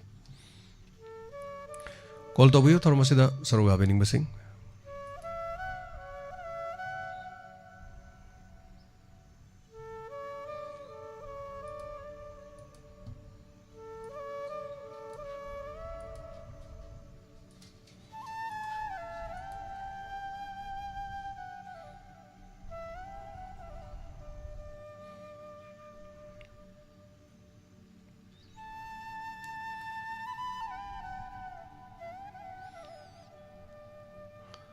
ꯀꯣꯝꯂꯥꯒꯤ ꯁꯤ ꯆꯪꯐꯝ ꯒꯥꯏꯁꯤ ꯅꯍꯥꯟꯗꯩ ꯂꯣꯏ ꯄꯥꯜꯍꯧꯕꯅꯦ ꯑꯗꯣ ꯃꯥꯏꯁꯦ ꯑꯩꯈꯣꯏꯒꯤ ꯄꯣꯂꯥꯡ ꯑꯃ ꯄꯥꯏꯔꯒ ꯍꯦꯛꯆꯕꯁꯨ ꯌꯥꯏ ꯏꯁꯥꯅ ꯈꯨꯠꯅ ꯍꯦꯛꯆꯕꯁꯨ ꯌꯥꯏ ꯍꯦꯛꯑꯒ ꯀꯤꯂꯣ ꯑꯇꯥꯕꯗꯣ ꯑꯗꯨꯝ ꯂꯧꯈꯤꯕ ꯀꯤꯂꯣꯗ ꯂꯨꯄꯥ 200 ꯄꯥꯜꯂꯤꯁꯤ ꯐꯅꯌꯥꯝ ꯅꯍꯥꯟ ꯄꯥꯜꯍꯧꯕꯅꯤ ꯐꯅꯌꯥꯝ ꯍꯦꯛꯈ꯭ꯔꯦ ꯑꯗꯨ ꯁꯨꯃꯥꯏꯅ ꯑꯗꯨꯝ ꯍꯦꯛꯆꯕ ꯏꯁꯥꯅ ꯑꯗꯨꯝ ꯍꯜꯂꯣ ꯍꯜꯂꯣ ꯁꯥꯔꯕꯨ ꯑꯍꯥꯟꯕ ꯃꯛꯇꯗ ꯏꯀꯥꯏ ꯈꯨꯝꯅꯖꯔꯤ ꯇꯔꯥꯝ ꯅꯣꯛꯆꯔꯤ ꯑꯩ ꯋꯥꯕꯒꯥꯏ ꯀꯝꯍꯥꯖꯤꯗꯒꯤ ꯅꯃꯔꯛꯄ ꯃꯦꯅꯣ ꯃꯦꯗꯥꯝ ꯇꯥꯛꯄꯤꯌꯨ ꯀꯔꯤ ꯍꯥꯏꯕꯤꯅꯤꯡꯉꯤ ꯑꯩꯅ ꯍꯧꯖꯤꯛ ꯍꯥꯏꯈꯤꯕ ꯑꯩꯈꯣꯏꯒꯤ ꯃꯅꯤꯄꯨꯔꯤꯒꯤ ꯈꯔꯅ ꯀꯩꯅꯣ ꯇꯧꯕ ꯍꯧꯔꯦ ꯍꯥꯏꯕꯒꯤ ꯚꯤꯈꯥꯔꯤ ꯅꯤꯕ ꯍꯧꯔꯦ ꯍꯥꯏꯕꯒꯤ ꯃꯇꯥꯡꯗ ꯑꯩꯅ ꯐꯣꯡꯗꯣꯛꯆꯅꯤꯡꯕꯅ ꯑꯩꯈꯣꯏꯒꯤ ꯑꯩꯅ ꯑꯉꯥꯡ ꯑꯣꯏꯔꯤꯉꯩ ꯃꯇꯝꯗ ꯑꯩꯈꯣꯏꯒꯤ ꯀꯩꯅꯣ ꯌꯨꯝ ꯈꯨꯗꯤꯡꯒꯤ ꯚꯤꯈꯥꯔꯤꯅ ꯂꯥꯛꯄꯁꯦ ꯑꯩꯈꯣꯏ ꯊꯦꯡꯅꯈꯤꯑꯕ ꯑꯗꯨ ꯍꯧꯖꯤꯛꯀꯤ ꯃꯇꯝꯗꯗꯤ ꯑꯗꯨꯒꯤ ꯊꯕꯛꯇꯣ ꯑꯃꯠꯇ ꯑꯣꯏꯗ꯭ꯔꯦ ꯑꯃꯠꯇ ꯎꯗ꯭ꯔꯦ ꯂꯥꯛꯇ꯭ꯔꯦꯕ ꯑꯗꯨꯒ ꯁꯨꯝꯅ ꯈꯛꯀꯤ ꯁꯣꯁꯤꯌꯦꯜ ꯃꯦꯗꯤꯌꯥꯗ ꯌꯥꯝ ꯈꯨꯗꯣꯡ ꯊꯤꯔꯕꯗꯣ ꯑꯩ ꯁꯨꯃꯥꯏꯅ ꯇꯧꯔꯦ ꯈꯣꯠꯂꯦ ꯍꯥꯏꯕꯗꯨꯕꯨꯗꯤ ꯑꯗꯨꯝ ꯆꯠꯅꯔꯤꯑꯕ ꯑꯩꯈꯣꯏ ꯃꯅꯤꯄꯨꯔꯒꯤꯗ ꯑꯋꯥꯕ ꯇꯥꯔꯦ ꯈꯣꯠꯂꯦ ꯍꯥꯏꯕꯗꯨꯗꯤ ꯃꯌꯥꯝ ꯆꯪꯗꯅ ꯑꯗꯨꯝ ꯃꯇꯦꯡ ꯄꯥꯡꯅꯩ ꯑꯩꯈꯣꯏꯅ aduga hauji hariba poto moina tawado koigi he lebak ta chanadabanina koiju hangoiba hainadaba chauningba amade adum pokaniba koi lebak sina dum aduna aina hajeninga putsai matangida koigi madu sarkar miyang dejo adum uramba ya ado karamaina leiba pono sarkarna karma pibam da thamdori bano habidu jo koi manipuri leiba miyam jina apamadi oidabanina sai matangda aina jo khara hajeninga sarkar gi mageida jo tabi baju aisanu aduga koigi hauji ogai tu sugunu rachidi aslore tapa chunga yada ba potu ore nga chaji phagi butong na yeba koigi kaithem phambi kai je pochi hauji te koi poinu pantha koi banina poinu loglok pagi ama yam dei paisa problem oiro yamna potu chitta ba hada che koi manipuri gi oina de oi adubu koi kaithem phambi gen phagi butawre ba as makarum dagi la ka dawang harmi la amba mayam do hauji ti lamdi ja to ki matik phatre hogai deinas kano bakta langmaidong babak hairage aduga langmaidong dagi namu kano ji Facebook phawraga kaching lom loi chakre adna ka popambi me ande wadare nokpada chondam ta lakre labli je khatuna amta sembi us possibly engje haiwana phagi dongna re banga sai makarum gi sarti tingai lakre adna adu sum pongdok cher kani da sa box nokwa ko me amje hoi oh thank you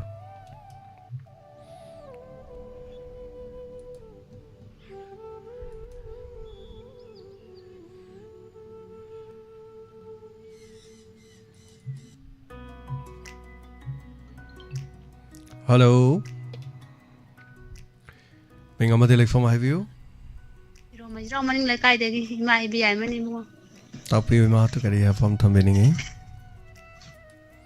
kanoni hojikse poinu matamora pagi lawa sangara khara chitha nanda baju khara honari aduga imana nungai tabam na kogi lambi sum chatpa matam jida ko kogi gari macha bu oro asau bu oro aina chali ba lambi jigi mayai chana gate oro ju changam dai mayai chana gari macha ju thok hekta khamjalaga thamamba kona lakpa migi hek yengdaba ai hana chapagi ai gi hekta yengaga thambase masi yam nungai taba imari thamoi sidane sugumbaje yam penjadaba haitare aina masi yongtang punggi waron sida hairaga koi video tabiri ba mayam sina tang tara kanda masi tang chemtok chemjin ji tawpiraga di nungai ne na khan bai bungo imai wa khan jida hoi mai ai de kamaga di ta pairaga inthura ju yare ai ni mai do second da bona so koi thonggan changom ji kani ma chadu ma khama de chap chagi doine ba ado chap chap pham ja khama ma de changjang re ko tabdi kamai cha doino ba duni si adum thok ko mo de chalu sidai da ai radio tan tv tawri ba mafam ai leiri mafam se sidi lambi mapa noiramni na sida budi mukhra fare ba ko ado ai asongi khongjom kaithel bazar da leibado koina bazar da de kisan kitang haijan bane ba yam de ba khongkap kun muktang haijan ba do khoi tholokpam leirakse sei mapa je kar or jo khoi mapa do khamam ne ba ai chap chana adegi ising chingbor ju thamne ba pot chingbai la ju thamne ba gari ma chaur ju thamne ba andana khoina thu kai lila chalage gan yum dagi char thaudor ku mai ai je khel leram doine mai du intho ke so gari so yaw da dia da adana thola ga ko lambi haigat pham da ina te khong doine ba ko khoi adai sam kok pham am ga lei gari du phajana khama ma sam kok pham da pham lei thok ba adai pot lei chat ki ba hai ta khong gen khong ine jo te ma pu du la khan da ina mai ai de chap chana kham biri du kaino kham ge swai da manung da sanga pra phaijan bira thasan biu ya dro ai na no og ko nate thasan ge ga pra si yum ji do thasan biru la ni tholok ta na ba mane ba tu kai hai ba ma lai ni adu smaina thamjan bi du di adu lambi si thambi roi dam ni maram di adu da gari kham ba se lambi da lak pa mi na su gari du ge maning mamang thok pa da som da gi ta ta na bus na yam thongal le ba gari ma khama le ram ba hai ba se gari du ge maning da ge angang ama ni khang de huim ni khang de mi ni khang de tholok ka ne ba section bidong ni imana bi du yam chumi yam ngai te bu chum ba yam to e chum ba ji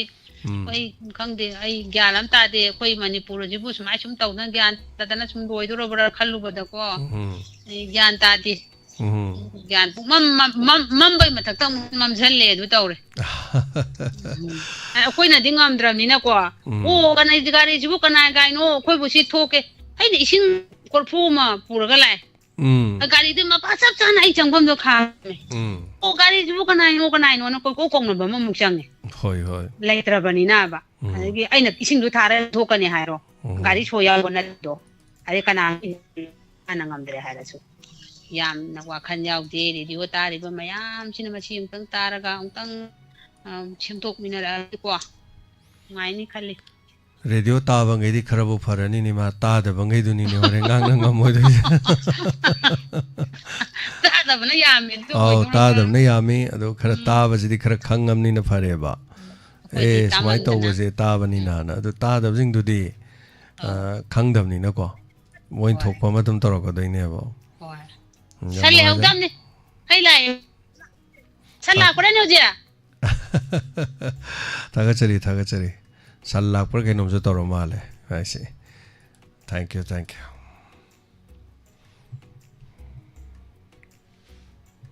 matam khara jari call to biu torom saruga biu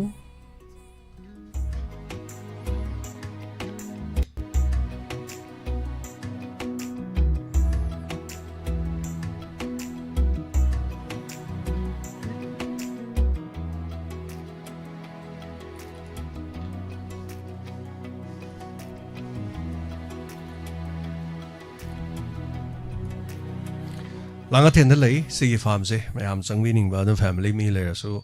Langatel gi koi gi boy koi ma gi se ado maming duna GM Nursery Farmhouse koi haira ayam mayam lay gi farm nursery tawdi mayam lay ko Manipur da ad mai su lay su yam phange aduga ayam badi komla se masi mai yam chana ba haitare mai se ma gi yam no ai de mo da gyan ta dum komla lo bi raga yum da tharen khalo Pandraga di adom na adom mathangi chahi du da laga mai manakta adom thambi besu kaisu kaide palaka na adom na puru chat besu kaisu kaide mai paisa khara piramaga amana adom machinja kai kai fajana adom happy raga to wasu yai hello sir Minga lai from gabi tabi ru myam tu ya kai khong no adom tari aina ngang bo soi da ngakpi gani tapiu mayamna haijaraktaba wa amada aina sum haijaningba mo mayam ga iman manadaba ma khara phongthokjage khanbane ina hoji yam kanna chahi su loi dore chahi loramdai sida matai manang su ayamba chahi loirakpa sida moigi yum palinkraba matai manang su loishalakpa gumna myam uye aduga yumda khanaraga tainaraga mapamda namsallaga leiba myam yawe kaigino da nupa singsina nupi sina khaina ge na hairakpa wa ngainaba nupa sina so nupi sina khaina ge haibai wa ngainaba ni singai na ringai da sahi myam namsallaga thamba paisa ijadabi yidamakta aduna adu singdo nupa sina ayambana nupi sida khanaba hauraga nupi sibu chaibiba phubiba ngangbiba tawraga mapamda leigraga khaina busu pamba nupi angang su koiba nupa sina aduga nupi na dingakpiba ngamlaga nupi kitang choiba mikupta di nupa na dingakpiba ngamdaba aduga khaina bige hairaga na papat khaina biyo ijadabi khallaga nupi do khaina da bida namjela thambibadi thambigano mayam hoji Manipur da mayam kainaraga loishana da bi thambiba mayam yawe aduga nupa na nupi atopa thininga so yunggi nupi nushide aiduna naibi khotpi badi tawbigano aigi mota aduga jikan narol adigi keke yamba mayam thorokpadagi magi nungai daba namjalaga leiramba mayam hojik mayam paithoknaragle aduna aina haidingbadi hojiki nupiga nupaga tokhai mapamda adagi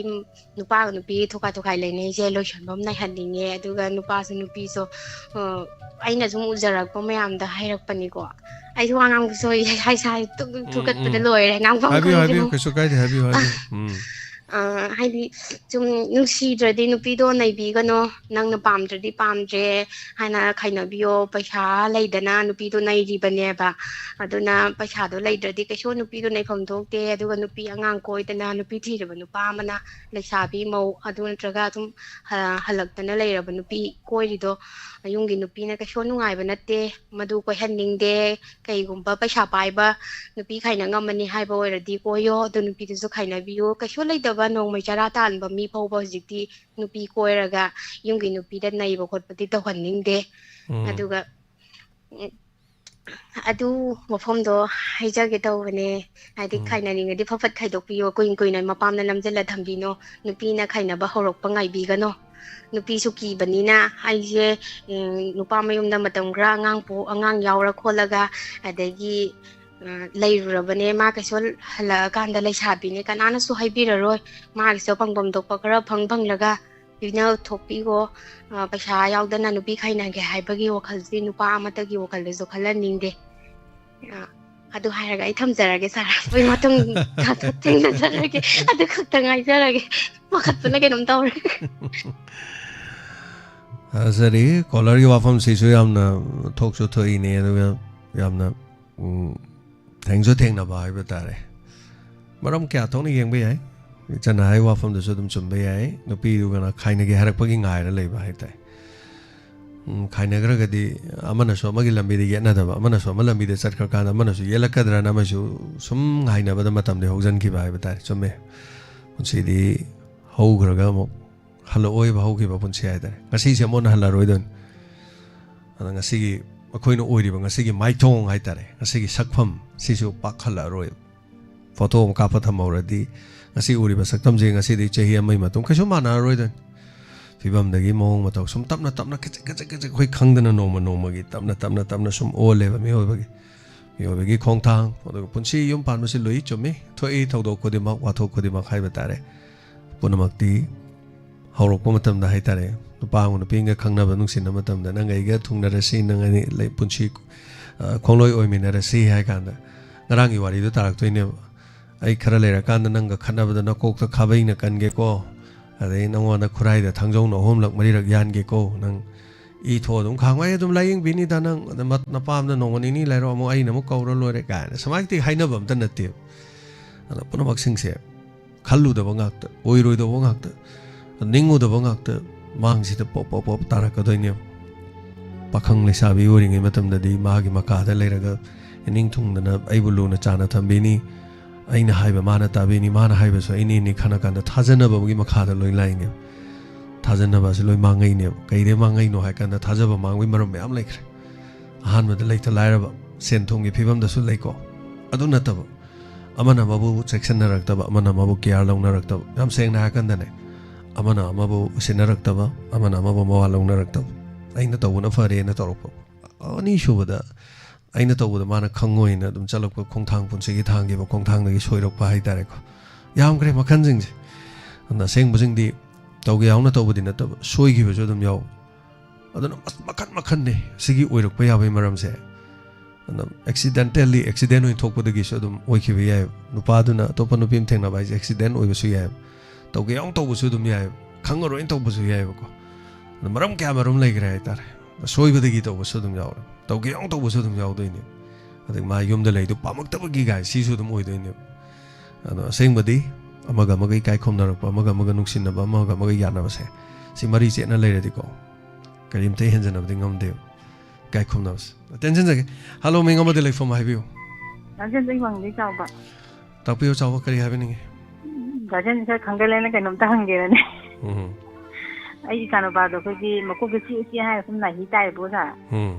ꯑꯗꯣ ꯁꯨꯝ doctor ꯀꯅꯥꯗ ꯌꯦꯡꯉꯒ ꯐꯗꯣꯏꯅꯣ ꯁꯨꯝ ꯁꯥꯔ ꯈꯪꯕ ꯂꯩꯔꯒ ꯑꯝꯇ ꯍꯥꯏꯕꯤꯌꯣꯅ ꯆꯥꯎꯕ ꯃꯗꯨꯗꯤ ꯌꯥꯝ ꯂꯨꯏ ꯀꯣꯛ ꯆꯤꯛꯑꯒ ꯅꯥꯍꯤ ꯇꯥꯕꯁꯤ ꯃꯗꯨ ꯑꯗꯨꯝ ꯃꯦꯗꯤꯁꯤꯟꯗꯕꯨ ꯑꯗꯨꯝ ꯏꯆꯝ ꯆꯝꯅ ꯑꯍꯥꯟꯕꯒꯤ ꯆꯠꯂꯒ ꯑꯗꯨꯝ ꯌꯦꯡꯕ ꯌꯥꯏ ꯑꯗꯨ ꯃꯦꯗꯤꯁꯤꯟ ꯑꯃꯗꯒꯤ ꯃꯥꯅ ꯔꯤꯐꯔ ꯇꯧꯅꯕꯒꯤ ꯑꯗꯨꯝ ꯇꯥꯜꯂꯛꯀꯅꯤ ꯑꯗꯨꯕꯨ ꯀꯣꯛ ꯆꯤꯛꯑꯒ ꯅꯥꯍꯤ ꯇꯥꯕ ꯍꯥꯏꯁꯤ ꯅꯥꯇꯣꯟꯒ ꯃꯔꯤ ꯂꯩꯅꯕꯁꯨ ꯑꯗꯨꯝ ꯑꯣꯏ ENTꯁꯨ ꯑꯗꯨꯝ ꯌꯥꯏ ꯑꯦꯅꯤ ENT ꯑꯃ ꯑꯗꯨꯝ ꯆꯠꯂꯒ ꯌꯥꯏ ꯑꯗꯨ ꯑꯍꯧꯕꯗ ꯀꯔꯤꯃꯧ ꯅꯠꯇ꯭ꯔꯁꯨꯅꯦ ꯑꯗꯨꯝ ꯑꯍꯥꯟꯕꯗ ꯁꯔꯖꯔꯤ ꯉꯥꯛꯄꯤꯒꯅꯤ ꯃꯦꯗꯤꯁꯤꯟ ꯑꯃ ꯑꯍꯥꯟꯕꯃꯛꯇꯗꯤ ꯌꯦꯡꯕꯤꯌꯨ ꯏꯍꯥꯟ ꯍꯥꯟꯅ ꯇꯥꯟꯅꯕꯤꯌꯨ ꯑꯗꯨꯒ ꯀꯣꯛ ꯆꯤꯛꯑꯒ ꯅꯥꯍꯤ ꯇꯥꯏ ꯍꯥꯏꯗꯨꯗꯤ ꯑꯗꯨꯝ ꯑꯩꯈꯣꯏꯒꯤ ꯁꯥꯏꯅꯁꯀꯗꯤ ꯌꯥꯝ ꯃꯔꯤꯗꯤ ꯂꯩꯅꯩꯌꯦꯕ ꯑꯗꯣ ꯁꯥꯏꯅꯁ ꯂꯩꯕ ꯆꯍꯤ ꯀꯌꯥ ꯁꯨꯔꯒꯦ ꯑꯉꯥꯡꯗꯣ ꯆꯍꯤ 7 ꯍꯥꯏꯔꯦ ꯇꯣ ꯌꯥꯝ ꯑꯉꯥꯡꯅꯤ ꯁꯥꯏꯅꯁꯀ ꯃꯔꯤ ꯂꯩꯅꯕ ꯑꯣꯏꯔꯗꯤ ꯑꯗꯨꯝ ꯌꯥꯝ ꯉꯟꯅ ꯍꯥꯏꯇꯥꯔꯦ ꯍꯤꯗꯥꯛ ꯒꯨꯂꯤ ꯆꯥꯔꯒ ꯇꯧꯕ ꯌꯥꯏ ꯑꯗꯣ ꯀꯣꯛ ꯆꯤꯛꯏꯗꯣ ꯅꯥꯍꯤ ꯑꯩꯈꯣꯏ ꯁꯥꯏꯅꯁꯅ ꯌꯥꯝ ꯂꯨꯝ ꯂꯨꯝ ꯂꯥꯎꯔꯀꯥꯟꯗ ꯀꯣꯛ ꯆꯤꯛꯀꯠꯂꯛꯀꯅꯦꯕ ꯑꯗꯣ ꯅꯥꯍꯤ ꯇꯥꯕꯁꯤꯗꯤ ꯀꯌꯥꯝ ꯀꯨꯏꯔꯒꯦ ꯅꯥꯍꯤ ꯇꯥꯔꯛꯄꯗꯤ ꯃꯔꯛ ꯃꯔꯛꯇ ꯑꯃꯨꯛ ꯇꯥꯏꯌꯦꯕꯀꯣ ꯑꯗꯨꯒ ꯑꯃꯨꯛꯁꯤ ꯑꯩꯈꯣꯏ ꯍꯩꯔꯣꯛꯇ ꯗꯥꯛꯇꯔ ꯄꯣꯄꯦꯅ ꯑꯃ ꯂꯩꯌꯦꯕꯀꯣ ꯃꯉꯣꯟꯗ ꯍꯥꯏꯗꯤ ꯌꯦꯡꯉꯨꯔꯦ ꯑꯗꯨ ꯃꯥꯅ ꯍꯤꯗꯥꯛ ꯒꯨꯂꯤ ꯄꯤꯔꯦ ꯑꯗꯩ ꯑꯃꯨꯛ ꯈꯔ ꯑꯃꯨꯛ ꯐꯔꯨꯔꯦ ꯑꯗꯨꯒ ꯉꯔꯥꯡ ꯅꯍꯥꯟꯗꯩ ꯑꯃꯨꯛ ꯇꯥꯔꯛꯄ ꯑꯗꯨꯒ ꯁꯨꯝ ꯀꯩꯁꯨ ꯇꯧꯗ꯭ꯔꯁꯨ ꯑꯗꯨꯝ ꯇꯨꯝꯕꯗꯅꯦ ꯁꯥꯔ ꯑꯗꯨꯝ ꯃꯇꯣꯟ ꯑꯗꯨꯝ ꯇꯥꯔ ꯂꯩꯔꯝꯃꯦ ꯇꯥꯕꯅꯤ ꯑꯩꯈꯣꯏꯁꯨ ꯏꯆꯟꯅꯨꯄꯤ ꯑꯃ ꯅꯍꯥꯟꯋꯥꯏ ꯑꯗꯨꯝ ꯇꯧꯏ ꯌꯥꯝ ꯑꯉꯥꯡ ꯑꯣꯏꯔꯤꯉꯩꯗꯅ ꯍꯥꯏ ꯇꯥꯕ ꯌꯥꯝ ꯅꯨꯡꯉꯥꯏꯇꯖꯥꯠꯅꯤ ꯁꯨꯝ ꯐꯝꯃꯤꯟꯅ ꯂꯩꯔꯝꯕꯗ ꯍꯥꯏꯔꯒ ꯑꯗꯨꯝ ꯀꯣꯛ ꯍꯦꯛꯇ ꯇꯥꯔꯛꯄ ꯏꯅ ꯄꯨꯡꯉꯥꯡ ꯉꯥꯡꯉ ꯍꯦꯛꯇ ꯂꯩꯔꯝꯒꯅꯦꯕ ꯅꯨꯡꯉꯥꯏꯇꯦ ꯑꯗꯨꯝ ꯏꯆꯟꯅꯨꯄꯤꯗꯨ ꯃꯌꯨꯝ ꯄꯥꯟꯈ꯭ꯔꯦ ꯑꯗꯨꯝ ꯃꯌꯨꯝ ꯄꯥꯜꯂꯁꯨ ꯑꯗꯨꯝ ꯇꯧꯏ ꯑꯗꯨꯝ ꯗꯣꯛꯇꯔꯁꯨ ꯑꯗꯨꯝ ꯐꯅꯌꯥꯝ ꯌꯦꯡꯉꯦ ꯑꯗꯨ ꯄꯨꯔꯥ ꯐꯕꯗꯤ ꯉꯝꯗꯦ ꯑꯗꯨꯕꯨ ꯈꯔ ꯍꯧꯗꯕꯗꯤ ꯉꯝꯃꯤ ꯍꯥꯏꯇꯥꯔꯦ ꯑꯗꯨꯕꯨ ꯑꯩꯈꯣꯏꯅ ꯍꯧꯖꯤꯛꯀꯥꯟꯗꯤ ꯌꯥꯝ ꯆꯥꯎꯈꯠꯂꯕ ꯃꯇꯝꯅꯤ ꯑꯗꯨꯃꯥꯏꯅ ꯇꯧꯕꯗꯣ ꯅꯥꯇꯣꯟꯒꯤ ꯀꯩꯅꯣ ꯃꯔꯝꯗ ꯌꯦꯡꯀꯥꯟꯗ ꯑꯣꯄꯔꯦꯁꯟ ꯃꯆꯥ ꯑꯃ ꯇꯧꯕ ꯈꯣꯠꯄ ꯀꯩꯗꯧꯕ ꯇꯧꯕꯁꯨ ꯑꯗꯨꯝ ꯌꯥꯎꯏ ꯁꯥꯏꯅꯁꯀ ꯃꯔꯤ ꯂꯩꯅꯕ ꯑꯗꯣ ꯑꯃꯨꯛꯇꯪꯗꯤ ENTꯒ ꯃꯔꯤ ꯂꯩꯅꯕ ꯑꯝꯇ ꯐꯖꯅ ꯑꯃꯨꯛꯇꯪꯗꯤ ꯌꯦꯡꯍꯟꯅꯤꯡꯉꯤ ꯑꯗꯨ ꯍꯥꯏꯖꯒꯦ ꯇꯧꯅꯤ ꯊꯥꯒꯠꯆꯔꯤ ꯁꯥꯎ ꯊꯦꯡꯛ ꯌꯨ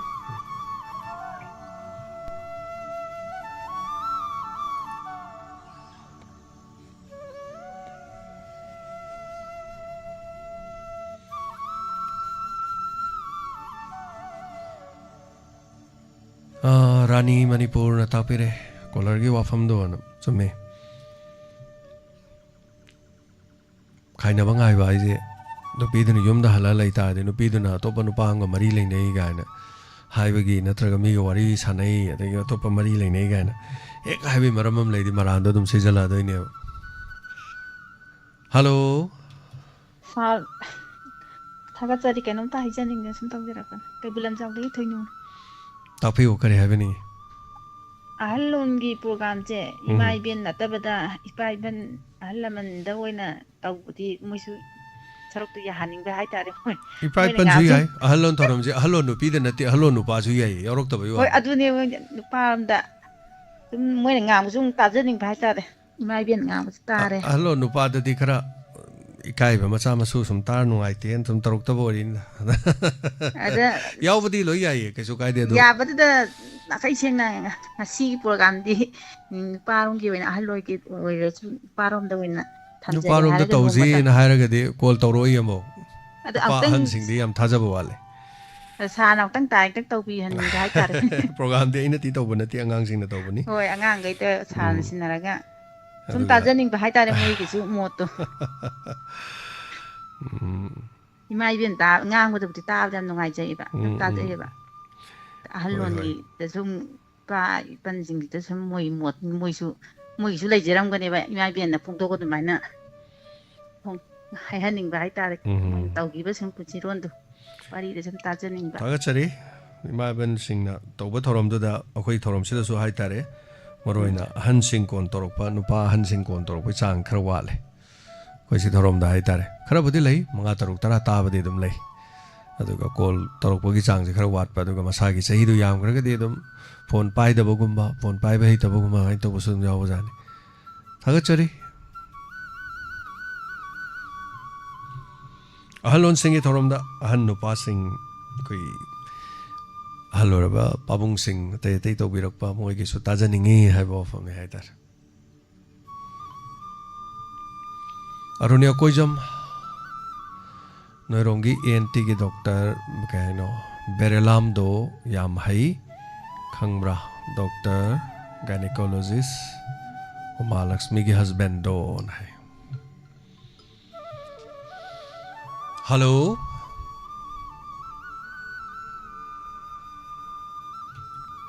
ꯑꯣꯖꯥ ꯃꯍꯦꯟ ꯇꯔꯥꯃꯨꯛꯆꯔꯤ ꯇꯥꯛꯄꯤꯌꯨ ꯀꯔꯤ ꯍꯥꯏꯕꯤꯅꯤꯡꯉꯤ ꯁꯤ ꯑꯗꯨꯝ ꯄꯨꯖ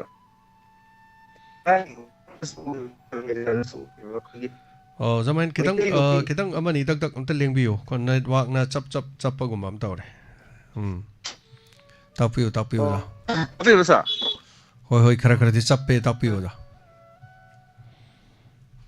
ꯍꯜꯂꯣ ꯁꯥꯔ ꯇꯥꯛꯄꯤꯌꯨ ꯉꯔꯥꯡ ꯑꯩꯈꯣꯏꯒꯤ ꯁꯥꯔꯅꯁꯨ ꯃꯃꯥꯡꯗꯁꯨ ꯊꯝꯕꯤꯈꯤꯕ ꯑꯩꯈꯣꯏꯒꯤ ꯈꯕꯔꯗꯒꯁꯨ ꯁꯨꯝ ꯌꯥꯎꯈꯤꯕ ꯁꯣꯁꯤꯌꯦꯜ ꯃꯦꯗꯤꯌꯥꯗꯒ ꯎꯕ ꯑꯩꯈꯣꯏꯒꯤ ꯃꯩꯇꯩ ꯅꯨꯄꯤ 3 ꯃꯨꯁꯂꯤꯝ ꯈꯨꯜꯂꯛꯇ ꯑꯩꯈꯣꯏꯒꯤ ꯗ꯭ꯔꯒꯀ ꯀꯣꯟꯅꯅ ꯑꯃꯗꯤ ꯁꯤꯟꯁꯤꯅ ꯄꯟꯕꯗ ꯅꯨꯡꯉꯥꯏꯇꯕ ꯍꯥꯏꯅꯤꯡꯗꯕ ꯄꯣꯠꯁꯛ ꯊꯥꯔꯦ ꯈꯣꯠꯂꯦ ꯀꯥꯏꯅ ꯌꯥꯎꯕ ꯑꯗꯒꯤ ꯊꯧꯕꯥꯜꯗꯒꯤꯁꯨ ꯌꯥꯎꯏ ꯈꯣꯠꯂꯦ ꯀꯥꯏꯅ ꯇꯥꯛꯄꯤꯕꯗꯣ ꯁꯥꯔ ꯑꯗꯨꯒꯤ ꯄꯣꯠꯇꯨ ꯁꯥꯔ ꯇꯥꯔꯨꯕꯗ ꯌꯥꯝꯅ ꯑꯩꯈꯣꯏꯒꯤ ꯀꯔꯤ ꯍꯥꯏꯇꯥꯔꯦ ꯀꯝꯃꯨꯅꯤꯇꯤ ꯑꯇꯩꯒꯤ ꯃꯃꯥꯡꯗ ꯁꯥꯔ ꯌꯥꯝ ꯏꯀꯥꯏꯖꯕ ꯍꯥꯏꯇꯥꯔꯦ ꯁꯥꯔ ꯑꯩꯈꯣꯏꯒꯤ नुपा मचा मंगना भावद अदुमाइना तौरपद mama मपासिंगसिना Masih yam ngausinaba adagi mayan wanba koi rehabilitation ka thamdana khodana matung tawdana ba magi sumthopa magi pusi mahing amana lakna baga ya kona tawringe sida ai ahan bane aina handak ki sina darisa yamna kari hita koi gi maitai sing kali teshin bagi report ama tai community sin di bawang ikai jaba darisa PAC mani hainari bini ado yani na bhawda pithibida abima ma to gi haina bole ado sugumba pose sa do si loina na sa hojik se nupi ji sa nupi khudi makti haijaroi nupi khudi makti ndate ado kogi lekai ji sa nupi mauna ha amgu haitare sabi ka hojik se sa yoina hoi hoksi sana bagi thapa ma yam kana chathari ba sar ma phum khudi makta atai atopa da thoidopa te te tawba tawda ba te thoidong na khangje de do koi le kai jing ji sar khuni yeng du yam noi ji ta ba haita au ji moina part time moina matam lem bagi pamanga thana ra sana ba na ta ba sa moi tara kun phamjal lage heta khogi play mamam da hoksi gi game mamam ji da palising ani ta bi hum ta ga tawraga tamai tawraga mang wasina lising mari manga mang bugumba tunga na lising ni pan bugumba do magi por to kan tawri bisa ada aina di masi am noi jata ba haitare ada aina sum yeng jaba matam da boy boy gi mabung ba sing adagi ma apa adagi ma pura ba na su kai hai da bisa ada sugum bagi koi ba pose masi apana sabi mo to ko ta sum posi am noi ha ke khakta ngai ba masa pibunggi masa du magi mama du se mo ma na hu sana ko ma yo mani yep sungar ga sar ru gun mamu kol bo ya we besa tu mo e pra zwar gi ta just na bi mo sugum ba po si yam na ma si da yam na tawram da po khalak po sat na bi se ta da po yam ta khalak po oi po sa ya no ri zat ba ta sa aduna kari hai da sa aduna ramen wari man jang e hai ta re mapan akoi maira pai bi sing thok pada sum ahing tummagi tumdana bohona bakanda hauksi sanaba adonoi hauksi sanara di thokpa yara roina club na karina hairu bade hauksi sanaba yaro dor di khoi thola roina thokta ba yaw badu khara lera thokman dabadagi yare noi sum awana gi hauksi sanara ga hing chup khang su yani haibadagi bhari da thokle hai samai to bokero lekai yawe ga na taja basu lei sum ningsang e hai tare oja mehen yami painingai ni wan ta piri wafam do sanabiri be che chel sing di tab da nungai ra moi wari se du madu jwar kowi jwar makhalam ni hai tare aina chin da kwa sa salaga nupa sing di yu thak pa yaro churup thak pa yaro khani ja bi yaro here di nupa sing na su ya dong man di hai tare aduna ai yu thak traganda yu thak pa yaro en hai di mi na su taningani aini yu tha no yu thak pa yaro hai di yada bugum na hai tare ni sa sa sala jwar sanaraga mawa ma puri ba phabo yu hai di ya dong man di aduna kathok pam ma voluntarily koina thabak tawjari sumain hai tare hiram amada kathok pam go loina na sangsala kan ai gi nupi karim taw dena ai gi nupi ngasi bo aran ba taw dena ai gi nupi na sigum fatta ba jinjak cha dena hairadi magi machano pasu machano pisu aduga mapuroi ba so hai tare nupi du yam respect taw ba helakani hai ta aduna punamak sum mai sum taw bi henjalaga di hena amot pasi sum henjalaga to budani masida koi ne hena khangai sarang ngong bai wanate matam punamak tu sum dana lerga da bawam ne du mayam na di ka hena di yaning da wapam di oidorim ni thaga chari oja ma thank you so much so dong wafam thambirok pasigi da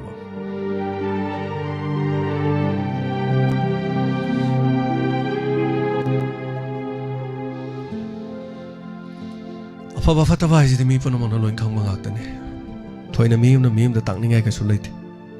Meena तागा सोइबा सेमतोक तोक सरुपुदी आई साइ तंदना सोइबा दु सोइ खंग kan सेमतोक जबने हेना कुइना चतपे हेले मीना सि तौबा यादे हाइबदु मी दु उद्रिङै द खक तौरोयबा मी दु उद्र कान्दा दम तौरोकने मा हैनबिदु अदबा आई साना फते खंगा खोंदो थांदोके न खलगा थांदोक तारगदि मीना ताक्त्रगसो आइना फनेयाम तौनिंग बलेरगसो आई साना तौनिंग होयबा मरमदि कइनो हाइकान आई साना यादे आइने याबा इसे अदम यारदम आइने यादबा इसे Sunga यारोयदम hoi hongakpadi hai ko adubu khara phire phidam khara chet pa se masino oigal le ki hallaga nang si to yaroi na phu bodi masa wakhan ta halakanda aina chumi masi thaur roi ko masi ai khong je thang roi ko ai char roi ko ai tha roi ko हाइबदो मसाना खंगलगा लेपनेना फैब मा मसानासु अइबु थीना खोपांगना थारगा मयामांग इकाइबा पीरकांदा अइबु सिगुम्बा तौबा यारोयना माना पीरक्खिबनिना नोइगी नमांगदा तौदबा वानी नवा लौदे अइं तौनिंगबा तौनि नोइ दरकार तादे नोइ करी ओरिगे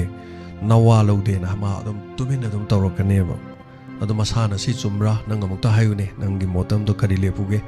कोइना थिंगबदि ngasi बौदने अदु नंग मसाना लेपचगे हाइब्रा क्रमाइ तौगे हाइबनो हाइगन माना नुमित मंगानी तरा अमा कंटिन्यू मखा ताना सथाउरगजु सुमी मसे अइना तौरिबसि फत्तिको न मसाना तोखिबदुनो फैबा मसाना तोक्तबा जासिदिने तुमिना अदुम तौरदो सी अइ हाइसे हाइजनम नतिको मयाम से अदुम थिंगनरदौनेबु अइ इसान लेपकिबा फिरेब अइ इसागी केनोसिनने अइगी चिनजे अइगी जोबान इसाना लेपचरगना फैबा मीना हाइबौदिको हेलो मिंग अमदे लेफम हाइबिसे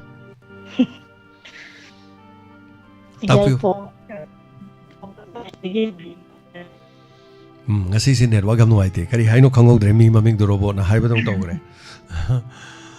ya pok ya bi towe tapiu kari wa fam haibi ning khargi ngi nungai bolena haije gen tarok ni da nungai je suruga berok pa haibi amba ngawai kaino dagi khongjongdagi radio tharamidana aduda ai phone macha ama paiba kitnepkidada kogi maiga je tharaga jiga saubi potpi tawraga yang wana tai ado sum nungai gibanina kaino do video du tharaka da boiningdana asum nungi thaye adum jaroktawa ꯑꯗꯨꯒꯗꯤ ꯁꯨꯝ ꯇꯣꯛꯈ꯭ꯔꯦꯗꯅ ꯑꯗꯣ ꯍꯧꯖꯤꯛꯄꯨꯗꯤ ꯀꯨꯏꯗꯅ ꯋꯥꯍꯣꯡ radio ꯇꯧꯔꯛꯄꯗꯒꯤꯕꯨꯗꯤ ꯅꯨꯡꯉꯥꯏꯅꯕꯨꯗꯤ ꯁꯨꯝ ꯇꯥꯔꯦꯕ ꯑꯗ ꯑꯩꯅ ꯍꯥꯏꯅꯤꯡꯉꯤꯁꯦ ꯁꯥꯔꯒꯤ ꯀꯩꯖꯤꯅꯤꯡ ꯍꯣꯜꯂꯛꯂꯦꯒꯤ ꯏꯁꯩꯗꯣ ꯑꯗꯨꯗꯣ ꯌꯥꯝꯅ ꯀꯩꯅꯣ ꯇꯧꯕ ꯍꯥꯏꯇꯥꯔꯦ ꯏꯁꯩꯗꯣ ꯌꯥꯝ ꯄꯥꯝꯖꯕ ꯑꯗꯣ ꯑꯩꯈꯣꯏꯒꯤ ꯁꯨꯝ ꯊꯧꯔꯝ ꯀꯩꯀꯥ ꯇꯧꯕ ꯀꯥꯟꯗ ꯑꯩꯈꯣꯏꯒꯤ ꯃꯇꯦꯛ ꯏꯁꯩ ꯀꯩꯀꯥ ꯁꯨꯝ ꯊꯥꯕ ꯈꯣꯠꯄ ꯁꯨꯝ ꯂꯩꯗꯅ ꯍꯣꯏ ꯑꯗꯨꯗ ꯁꯨꯝ ꯑꯗꯨꯝ ꯅꯨꯡꯇꯤꯒꯤ ꯊꯥꯔꯁꯨ ꯅꯨꯡꯇꯤꯒꯤ ꯁꯨꯝ ꯇꯥꯅꯤꯡꯕ ꯍꯣꯏ ꯍꯣꯏ ꯃꯌꯥꯝꯅ ꯁꯨꯝ ꯅꯨꯡꯁꯤꯕꯤꯕꯩ ꯍꯥꯏꯇꯥꯔꯦꯅꯦꯀꯣ ꯊꯥꯒꯠꯆꯩ ꯏꯆꯥꯅꯨꯄꯥꯔ ꯀꯩꯅꯣ ꯀꯅꯥꯅꯣ ꯍꯪꯒ꯭ꯔꯦ ꯏꯆꯥꯅꯨꯄꯤꯅꯦ ꯏꯆꯥꯅꯨꯄꯥꯁꯦ ꯗꯥꯏꯃꯟ ꯀꯧꯋꯦꯕ करम कांदा पोकपनो चाही क्या सुरगे हजिकसे चाही 10 खरदी हेले 2015 दा पोकपनेबा ओके यम चानरे ने दुदी को अदुदा मयामना डायमंड चेने ना मोन लकनाबा मै ममिंग दो डायमंड कौरमनी ना अदु हजिकना मो डायमंड टीवी डायमंड चेने ना थोले एदना अहमददी इजानुपादा थोन गरबने डायमंड चेने जे कया जाना गरबने कक्सिंग लमखाय दजु डायमंड कौ बेंदरम लई आइना ने करी इनो ने बेंदर डायमंड कौरिजु अदगी खोइसि दजु मै यामम लेरमे इंगोन अम लेरमे माइ होटल चुमना सुम कौरमे अदु माइ दजु बेंदर ने बगो अदु डायमंड चाप होते न थोलक बेवान आइना कइनो ताइगो नंग यु योन बम डायमंड कौरि दो न इन हाय बदा कदाइ द डायमंड नजिलक निने अदु नंग सि आई ममिंग थोलोबदगी चाक नोमगी मयाम सिट लेना है यामदो कोरोना मनुंग द लेखिद्रे कैसु काइदे मिंगी वादी को अमा बै वानते डायमंड कौबदो दुम चाजु चानरे अफबसु ओइरसनु अदु इचानुपिदुन ममिंग करि कौबा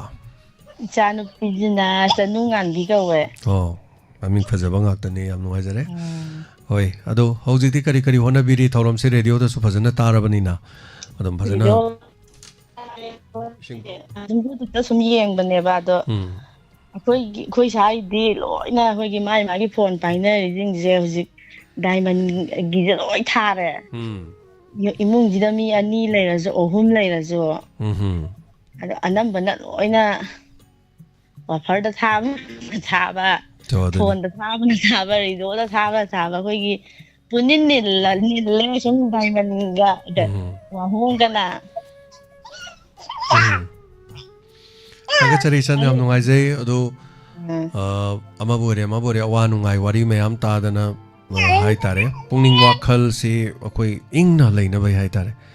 मीना तमईब ngasi नोमगे अमना हाइरेब यानिंगबसु याउनी यानिंगदबसु याउनी अदुगा अफबा चुम्बसे अइना फिरेब अमा लौनबगी तंजा अमा खक फंगले हाइतारे कोइ थोरमसी तारमदा तारदि ngasi अदोम चाक चखोम हम चारमगनी युमदा थबम तरोंगनी अदगी चागा खरा लाउनरमगनी पुरोइबगा खरा करी खरा हाइनरमनी करो लेकाइदा खरा चटकनी मीगी वा अमा तारोनी मादन अखोइगी वा पुथोगा वा नैनबबुदी मीगी वा पुथोगा नैनबने हेले ताइबंग मियोइबना अगी असोइबा कौथोगा मीगी असोइबा नैनबना ताइबंग पानगी चनबी ओइना तौई नैनबा कैसो काइदे मीगी अफबा मसुंग फत्तबदुदी नैनरकांदा अगिसो अफबा मदी फत्तबा करिनो हाइना नैनबसो दुम चुम्मी अदा अखोइना मीगीदा नैना लेबा मीगी मुंगीदा खना नैना लेबा अगिदी याउदबसो फत्ते अदना आई करी ओरिगे अखोइ ngasi सेन करी तालगे अखोइगी तुंगी पुंसी करी लेरिगे अखोइगी सेन मिलोन करिनो अखोइ मुंगी मरी करिनो दुगा हाइ तारेनेको असोइबदी मुंगदा मयाम लेबे याय आइना मदु सेमदो ओकांदा ममोन मिनोक नोंगनबो होनब अरानबो खोंगफम अमा थांदनबो होनब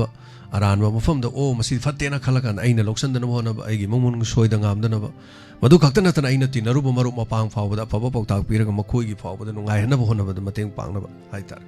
Anyway, thank you so much. Masini akoigi pandam awana kayada mateng pangmo ngamba aduga tinariba loinariba khoi ma apono ngasi call to yaunari je samna habada sum nukti gi yauri se ama waba tare kan khoi caller mas mai tawri ma wari ha kan ko onsan har mateng pang doini madona mateng pang sana sani yum sani dolan mathon sani habadi leiti ko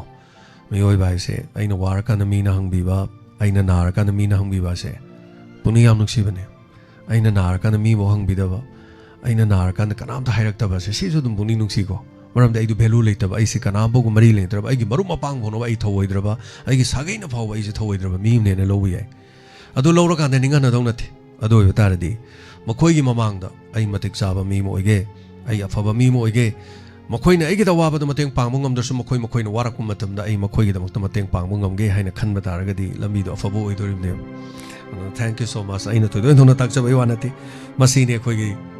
thauram sigi mohong matam thank you so much aduna mina mari gum lai jari tendang na thorom sida halon ge thorom saru ga biu mayam pamna mak thaga chari yaw bi ri ba sing idea no no basu yam changchan bi re no bi ga no pa ga khena ba yam na lai no pi ti fana adum lai bu do no pa hai ba sidi no pa ne aduna no pa na soirak pa matam da no pi na ma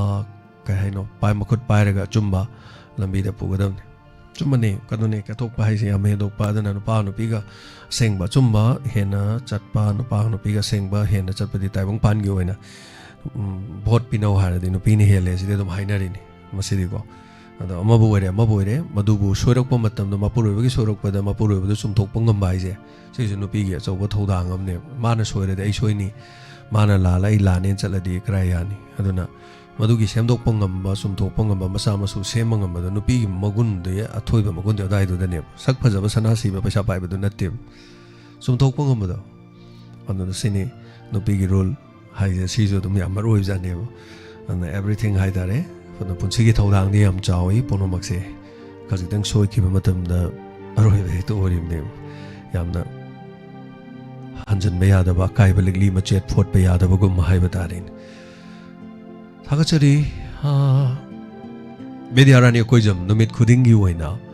मवा मपुरैबना थक चारगा सुवार सानबा यामना लेरे युसु दुम थै canoe मनि ना थपिरे बेदियारानी कोइजम मदुगी लैना दि ख्वाइदगी लुब लैना ने हाइतरे मुंग मनुंग द वारम दोइसे मदुदे हेन वाबसु लेरम मोइदोइने हाइतरे मदुदा पौताक का पिरु या बुंदे मदुदा पौताक चंगोइ दोरिने हाइतरे याम लुर मतंग नि मदु याम लुरे thank you Last call is again a sigi, Thorom Sigi. Hello. Hello. Mingle from Gavio. Oh, Kamo Kuno. Kamo Kuno the game, Minkari Kobi Bage. Samako way. Kari Wafam having a call to Birokpa, Kari tapping it up you. Pungi Warunda, don't my gonna. Tazaba. Oh, ibu isoi leibra udi puning waron jibu tam lei puning waron de sei leibra hero nasi jibu isoi na jari ba isoi sak ko jari bra udi ge puning waron da dum kang rang bai wan puning waron de sei sak ga roi ma Imana hanbani thorom su tabagi ko imana khangdawai ne adu kasu kai de ma poni waron da di sei sakpa ya de ma mayam gi thorom gi ni ko imana khangjadawai hai tare ma thagachari ma sei sake haraga de ima chahi kya sure ima chahi kya surge humpu helabro hele humra oh adumra suradi ma pung ahum tabaga tobiro pung ahum tabaga ko adugi phone tawgadaba number na 7005707808 haibadu da ima khangdraga ngang sing number lo holo natraga khoi thorom torom dai da lauthok cha halake halon singi thorom haidena lei hariba thorom du saru gabiu ima nei sei sangning badu sei ani hum saktok piu naduga ima na ngang oringe da oirakiba ngang oringe da thengnarakpa leisara kan da thengnarakpa aduga ima gi punsi gi awan nungai pomnamak wari sabi be yagani yare koi ma to soidena saru gabiro pung ahunga kitang hen ba dai du da saru hegya biro ima sei jo sakpa yani hariba du ko yam nungai jare ma thagachari langathel gi jm nursery farm dani chinau sing sai hangbi ki bedo hariba fam sida komla gi farm ne koi kongjom sidagi sangsalaga kilometer ani makhai rom changaga lei hariba sidagi komla yam longnei aina komla sida thabala ai gi su se mahauri aduna komla sing asi myam ubadagi hai tare yam longnei yum da decoration oina hekpagi nataba thabagi sum thambada dum tha tare ni pana dum chatpani dum thammaga leibada yengba nungai ba pungning wakhal hai badai nungai jaba thagachari aduga yam nungai jai ngarang su khigi mafam sida lakpiram ba hai batare khigi ima sing hai batare aina wara ba aina kitang siladi maibel sing cha cha listen biraktana hekta tawi yam nungai support hanu chare ngarang mateng khara pangbiram ba sing doni maming amani dangai lokthuk chage mase lokthuk chabagi nungai jab so dum leijai laisramong bi thambal tombi lupali sing manga pibirami cha thak aduga ima ga so lakminna ba hai batare ima maga lakminna badu ai ming de khangjaudre aduga photo di ima se ga so kamina jawi sa thak chu pubire aduga tongan tongan ima ni se khoi ya school dagi lakpi bani yam nungai jai lummaga dum tabi be ima sing hai batare mokoi na di lokthok pi kanu na hai bani adoina lokthok sari jate gi nate ngasi smaina la ise khoi gi photo hai tare diamond gi oina khoina souvenir ma fongo dori adaida dum hapcharaga ima hoina contribution tawkiba aduga masi adum yauraga leiraga daba hai tare larik ama oina fongo ga dum leiraga daba hayeng wai forward dei sai sung singna lakpado forward urado wa aduga diamond gi wahong gi maron mi lakpa matamda uraga leihorado wa hai tare aduna thank you so much aduga mekola degi ima Shomila Diamond TV da ngarang lupa lising ama pibirak pa dugi da magto su thagachari aduga khoi Nalini kaksing dagi lupa songwa pibirak pa thagachari aduga khoi itema khoi Nandini kaksing dagi adu sungarang khoi husband ka puna la amadu lupa lising ama pibirami thank you so much thagachari aduga chekunjarani ga khoi madam Nandini ga so hai tare tha amagi dum lakpi bada khoi da namjaba dum pibi bani koi support to wi ba hai tare ngang singi koin hona jaba kholiba to ulbe se hai tare pali sing tara amasu koina hoji hoji gi hona jaba sengwa sagat pagi damak diamond gi damak ta dum khara da oira baso dum mateng pangbi ba hai tare koi da diam chawrobe mano mani no thank you so much ana thagachari madu gi damak aduga tengmang bi rakhiba puno maksu thagachari hana aduga chitha jaba leiraga so khoi da soidena maki tek tawbiro khoi soidena muk lautok chege mathangi numita afaba yai faba punamak oiminarasi koina honajariba sing pomnamak ekhoi gi oiba tongan ba taibang panama ekhoi gi oiba nungai ba mafam ama sengwa chanana banati koina honajariba pomnamak mayam pothana na bagi adu iramdam sida leiriba mina khangba yam mfam sing khanghala kana khoi expose tawdana khangminana ba hingminana ba mateng pangminana ba ekhoi yaubiriba khudimak haiba dare awana tarak pudu khoi mayam punna leminana bagi damaktan ekhoi khaktagi nati hanana thagachari sigi thoromda saruga abirakpa makha tarakpa thoromda halon singi thoromda saruga abiu asigi damoktadi james sagrujamna amukana pungningi warolgi oina kurumjari take care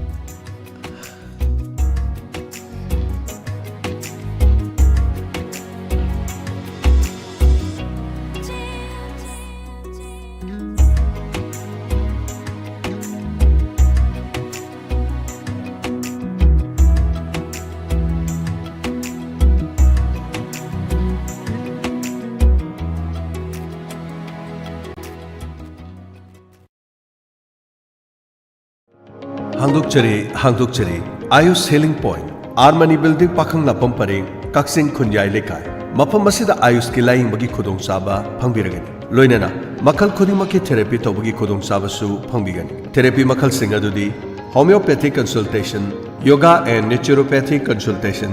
Ayush medicine acupuncture massage therapy yoga therapy steam bath ultrasound therapy interferential therapy infrared therapy vibromassage back therapy weight loss therapy asina sima makhal kaya gi therapy sing phangbigan loinana liver gi anaba amadi kidney da nung leiba amadi tonsillitis skin gi problem loinana nupi gi anaba sing amadi anxiety stress tumba yadaba sina singba sigi laing gi khudong saba pijari masi khaktana tana allergic oiba gout leiba heart amadi masigi mari leinaba laina sing diabetes amadi haksang gi weight hengatpa tonga laina kaya gi maram dasu tanabibe yagani Ningtokaba numit tagina thangja numit ki ayuk pung 8 dagina pung 2 fauba loinana nomaiju numit ayuk pung 9 dagina nungthil pung 3 fauba gi Dr. Unabi bagi khudong saba phangbigan akopa marol gi dama 8413935890 loinana 6009968145 Ayush Healing Point Cure with Care Armani Building Pakhang Lapam Pareng Kaksing Khunyai Lekai Mama mapagi thaudangdi masa masubu mahi masing tamhanduna matik saba mi ma ohenman adurebadi pik ibangang singbo khoina matau kramna larik tamhangadagi asobu khawjau kaya managanda pohalaga angang singbo khoina mahi tamhalaga hektamak larik hegadori malem gi oina angang singbo mahi masing tambibagi tonga bachana kanglung kaya marum semkre malem gi honglang ni bakhongjel asidasu aikoi gi pik ibangang sing asi mahi masing tamna nabagi damak anobo khongthang sing asi dekoi yoksin batangai fadre adu iba tarabadi khongjom bazar da inong nona hangdokseri the base kids care center hari basigi admission hangdokseri nauna hangdokseriba the base kids care center asida baby group tagina pre nursery phawbagi sunatagi class ani khak hangdokseri sahi khuding gi angang sing asigi khudong chana nabagi dama class sing mathang hapkat chagan thabak chillaba mama mapa singi day boarding da thambagi khudong chabasu leisere atopa school da tamliba chhatra chhatri singsu leiba duma kyagan center asini thina train tawraba oja sing haibadi rhymes ki training loraba diet ki training loraba tet pass tawraba oja sing amadi mapalam da chahi kya oja oiraba oja sing na takpi tamigan hauji ki matam da tangai fadana communication hindi english ki pikling edigi hauna angang sing asida takpi tamigani indoor amasung outdoor games ki sanabagi mafam marang kaina leijari fully AC room oiraba classroom marang kaina leijari the base kid care center asida khudong thigadaba mafam haibadi school ganakna highway na chingba pukri amadi ture na chingba khudong thigadaba karigum amata leijadi the base kid care center gi khwadi khudong charibadi mafam asida angang singu CCTV gi monitor tawduna ningthijana senajagan masi khatana tana ka hena nin khongdraba hena angang singi khudong sabo oigador ben service ki khudong sabo su leijagan sumna tangi akang na basit masing khara khatamak logjagan maramasina ngasing asimang lapiduna adomadong gi angang singu admission tobinaba no luxury hong phom singdi the base kid care center khongjom bazar haigurjam amugi CSP Punjab National Bank khongjom bazar loinana Diamond TV amadi wahong radio da su pom ase phangbigan akopa marol gi dama 8731005400 loinana 7628021739 angang singda matam go chuna na takpi tambi gadoriba the base kid care center khongjom bazar ngasi mak ning sinbiduna adomadom yang sing ming chanchan biu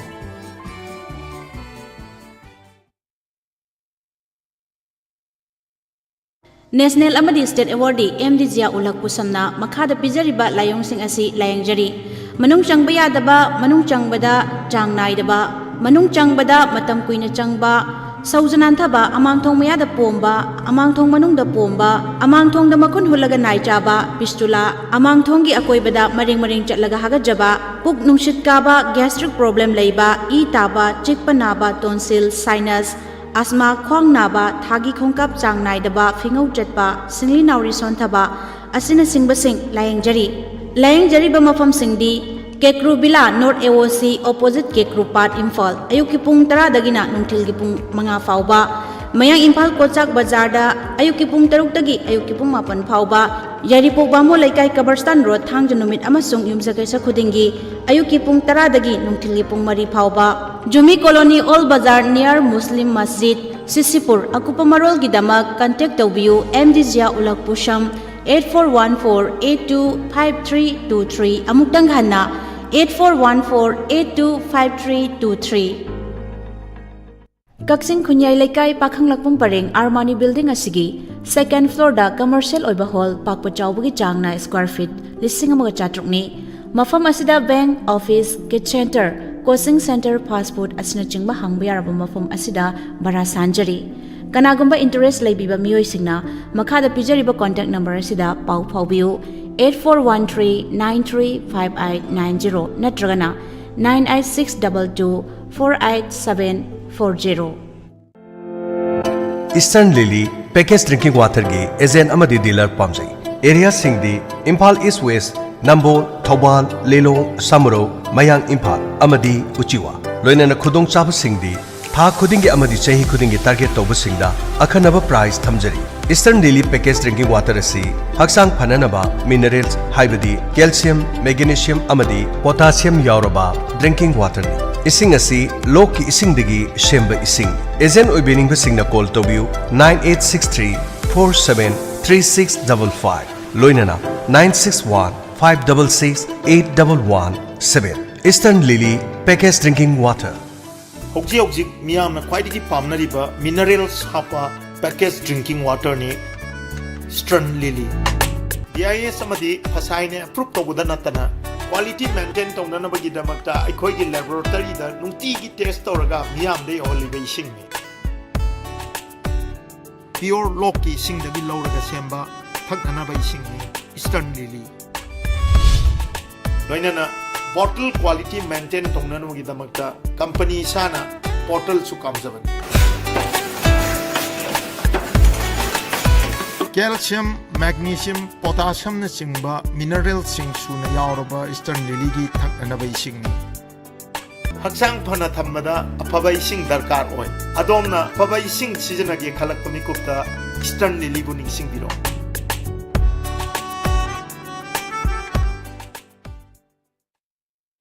Yaifavi Eye Care Khangabok Bazaar opposite SBI ATM booth ayuk ki pung 8 dagi na numidang warang pung 3 makai nungti numit khuding gi hangdoktu na thamjari frame amadi lens ta supna tagi lupa 5,500 da Diwali amadi ningol chakobagi oina offer pijari Yaifavi Eye Care Khangaboki chahi taruk surupagi anniversary amadi Diwali amadi ningol chakobalakpada frame amadi makal khudimaki lens khudimakta lupa 5,500 da offer pijari loina na kaksing lamkhai da leba sur hospital gi branch asida khudong chabasu chap mahana na pijari adong mit yengbagi damba mit yengbagi ayengman lawjaro akopa marol gi damba call tobiu 6909150320 amukana 6909150320 Yaifavi Eye Care Khangabok Bazaar opposite SBI ATM amadi Yaifavi Eye Care Kaksing Lamkhai branch.